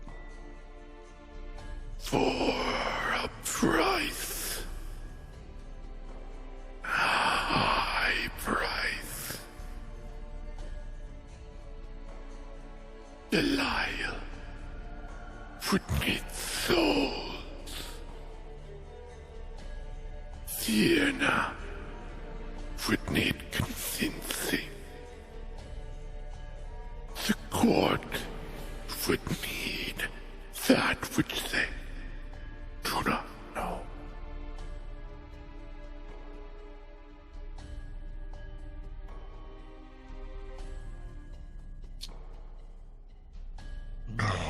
Well, fuck. Climb the ladder. Find a way to Belial's thought. That's the way out. I kind of look at the rest of the part. I'm like, can you guys understand what the fuck he's saying? Slump picked up about 4%. I think I got it, yeah. Okay, good. I'm just making sure that we're all like... Anything else? Yeah. What's inside the bag? Poison. Wait, what? Poison. What kind of poison? Ooh. A very specific kind of poison. For what? Okay. Well, how specific what is it for? Okay, well, it could kill one type of person. What the fuck were those words? You said it was one type of person. One type of person. Like a good person? What kind of person? Like a bad person? Payment is required. No, that's to get it. You didn't say just for the information. Payment. Oh my god, this guy's such a dickhead. Payment. However, I'll walk forward and offer. And yeah, kind of seeing how it's kind of an uncontrolled tap. You stab yourself. He kind of pulls it out, and he shotguns a big old slug of loo juice. Ugh. He says, Abishai. It will kill Abishai. Wait, it'll kill what? It'll kill Abishai, which are a type of demon. That's the kind of dragon type, right? Now, what kind? Do I know what kind Belial is? You know what? Well, I mean, as a cleric, you would have spent your time learning some of the cleric ways. Belial, I believe, is his own kind of demon. I don't believe he falls into a category. Correct me if I'm wrong. I believe he's his own kind of demon. Belial 5e. Google. I think he's just classified as like a demon lord. Yeah, right? Race archdevil, technically. Oh, there you go. So bigger. Yeah. Oh, I said demon. Yeah, devil's correct. Yeah, archdevil. Not Abishai. Have we seen any Abishai visit the house or like be around town and be really posturing? That big fuck that just visited was an Abishai. That was an Abishai? There was an Abishai that dropped a squidge off in town. Oh, that's right. Yeah. You've seen them around every now and then, but very rarely. In your 4 weeks here, you've seen very few Abishai. In fact, you know what? I'm not going to make you roll for it, but you have learned that the Abishai primarily reside upon the demonic court. If you're an Abishai, you're a big fucking deal, and most of them are members of the demonic court. And Ilvikzak is like the gatekeeper. Does he have anything to do with the court? Did we learn that? I don't know if you've learned that yet. I don't know either. Okay. Anything else? I forgot my effect. Anything else? Oh, God, what was that? Did your throat just pop? Jesus. That's what it sounds like without the effect. Listen, I do silly things, okay? Listen. Anything else? Yeah, I think. Stop sounding like that. Jesus Christ. Okay, I thought it was cool. No, it is cool. Still continue so on. good. Keep going, Yeah, it's really good. So I'm definitely not looking good, but I would kind of like lean into Goldrick and Lou. Hey guys, don't you think it would be kind of cool to like know how to kill a pit fiend? Or like a big devil, like if it's possible, if a ghost can even do it, or what we need, or if, I don't know, so there's like, and I would sort of like get ahead of myself and fall out of the whisper. I don't know, there's like super special stuff that kills only like crazy dragon demons. Is there super special stuff that kills other guys? Oh shit. You know, I that was a lot of soul that came out of me. And Goldrick got to ask a lot of questions. I feel like I could ask one more question with my soul. No? What question? Well, what up? I'm really scared that this is gonna get back to. No. Since we know that, I'm gonna try to like really stay in the whisper with just Lou. So we know that like an Abishai is super powerful, and they need super special poison to kill them. Is that like a thing for all demons? Do they only have like a very super particular weakness? Okay, so okay. Yeah, so like focus on the Abishai and maybe be like, oh, you know, is there stuff for other kinds? You know, know? Okay, excellent. Thank you. Yeah, thank you. Nameless. Yes. My question is, well, it's interesting that the Abishai have a specific thing that kills them. Is this the way with all demon types? Does every devil have its own weakness? You can poison almost anything if you want badly enough. Yes. Okay. Oh, okay. All right. And not that, I mean, it's just trivia. You know, I was a cleric of Agma. I just really like to know things. So that's what that was. I'm sorry. I'm sorry. I apologize. Listen, I gotta get back. You know, I should really get back. It's about dinner time, so I should probably get back. It's about dinner time. Oh, hey, the ferryman is calling, so we should go. The ferryman's gonna leave. Yep. Ooh, I don't like that. Nope. Do you like Agma or something? Why you keep No, hey, Agma sucks, dude. Arcane magic is way cooler. And a lot of the other demons and devils start looking over towards the Ebon Skull at you guys as he continues. I said no. She said Kogma. It's a god about corgis. Really stupid. Yeah, just totally made up. I just use it to distract people from other things. So it's other paladins just go to the park and shit on the grass. Yep. You won't last long here. Oh God, why? Why? Well, then I better finish this errand. Okay, Doc, it was super nice to meet you. Bye. Okay, well, we better get out of here then. Let's get. No, he said you're better getting. Like, you're better at getting things done than I am.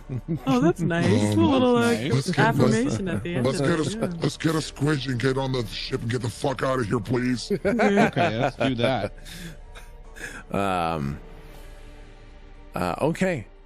So it is basically the end of the episode. So we're gonna end on this note where we watch you guys equipped with the bag of what you now know is poison for Abishai.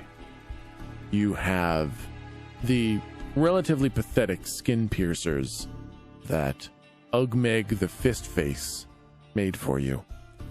You are equipped with a dozen brand new soul spikes, one of which has seen a little bit of use, but it's about to see a little bit more as you wait for a boat carrying a soul to stop at the marketplace. And you haven't tried to physically interact with other demons really very much yet. You don't know what kind of your physical prowess is, but against another soul, yeah, you can push him over pretty easily. And Slump puts his hand on the soul as he gets out of the boat and pushes him back in it. And he doesn't even fight it. He just kind of falls backwards. Oh, God. And then he looks up and he's like, "What are you doing?" Shut your fucking mouth. Just shut your fucking mouth. Just take your medicine. Listen, just accept the darkness. Don't fight it. Just go into it. Just go into the darkness. Just let it happen here. Shh. That's right. Slump likes the eye contact. No more tears. Only dreams now where you're going. My God. It's all gonna be over soon. There's no life in the void. There's only darkness. Oh my God. Goldrick hands a coin to the boatman and says home as Slump plunges the spear, plunges the soul spike into this person. And now that you have a little bit of an example of how it works, you know what to expect as an uncontrolled fountain of soul juice explodes out of this guy. It fills up, some of it gets on you, gets on your faces, on your clothes. It splatters over the boatman and all over the boat. And you do what you can to try to catch some of it and drink it. And when you do, I can only imagine that a fierce hunger overtakes you guys as you realize just how close you were to blinking out of existence and becoming a squidge. This is a taste of, it's not a taste of life, but you've forgotten what life feels like. So this is as close as you can approximate to the taste of life as you feel your strength returning. As this soul, he doesn't even really make a sound. Oh God! Oh my God! He just kind of sits there for maybe 4 or 5 seconds. Shut up! And he collapses. Oh God! And this makes me happy. This is so. I hate this so much. Until he's just a pile of mud and flesh, and the half body comes kind of pulling itself out of it, and it immediately starts screaming and wailing in agony. Jesus Christ! As you toss it over the edge into the lava, where it burns and it squeals and it screams as it's melted and torn to pieces. Oh, and this you guys, idea. I would do that. Gotta do what we gotta do, man. You guys drink up the soul juice. You reinvigorate yourselves, and the payment that you gave to Nameless is nullified, and you feel stronger, and you feel in your heart that hell might be winning at this point. Boy. And we will call it there. Oh my God, dude. What the fuck? Just a bunch of sin apples over here. That's exactly right. Holy shit. What a fucking session. Oh my God. Thank you guys so much, man. One of the most epic recaps and narrative intros yet. Yeah. As well. One of the most epic and what the fuck and gut-wrenching and weird time space fuckery. Yeah, you got to see your own funerals. What the fuck is that? How fucked up was that shit, They're huh? vampires. That's really bad That's news. what worried me because they were like, we gotta get the bodies. I was like, yo, they fucking burned us. That's not good. Oh boy, that's future us problem. Yeah. Yeah, that. We'll cross that bridge. Yeah. We'll cross that soul bridge when we get to it. Yeah, exactly. All right, man. I'll see you guys next week. See you guys next week. Same time, same place. You betcha. Awesome, Bye, chat. Love you. Bye, Uwu.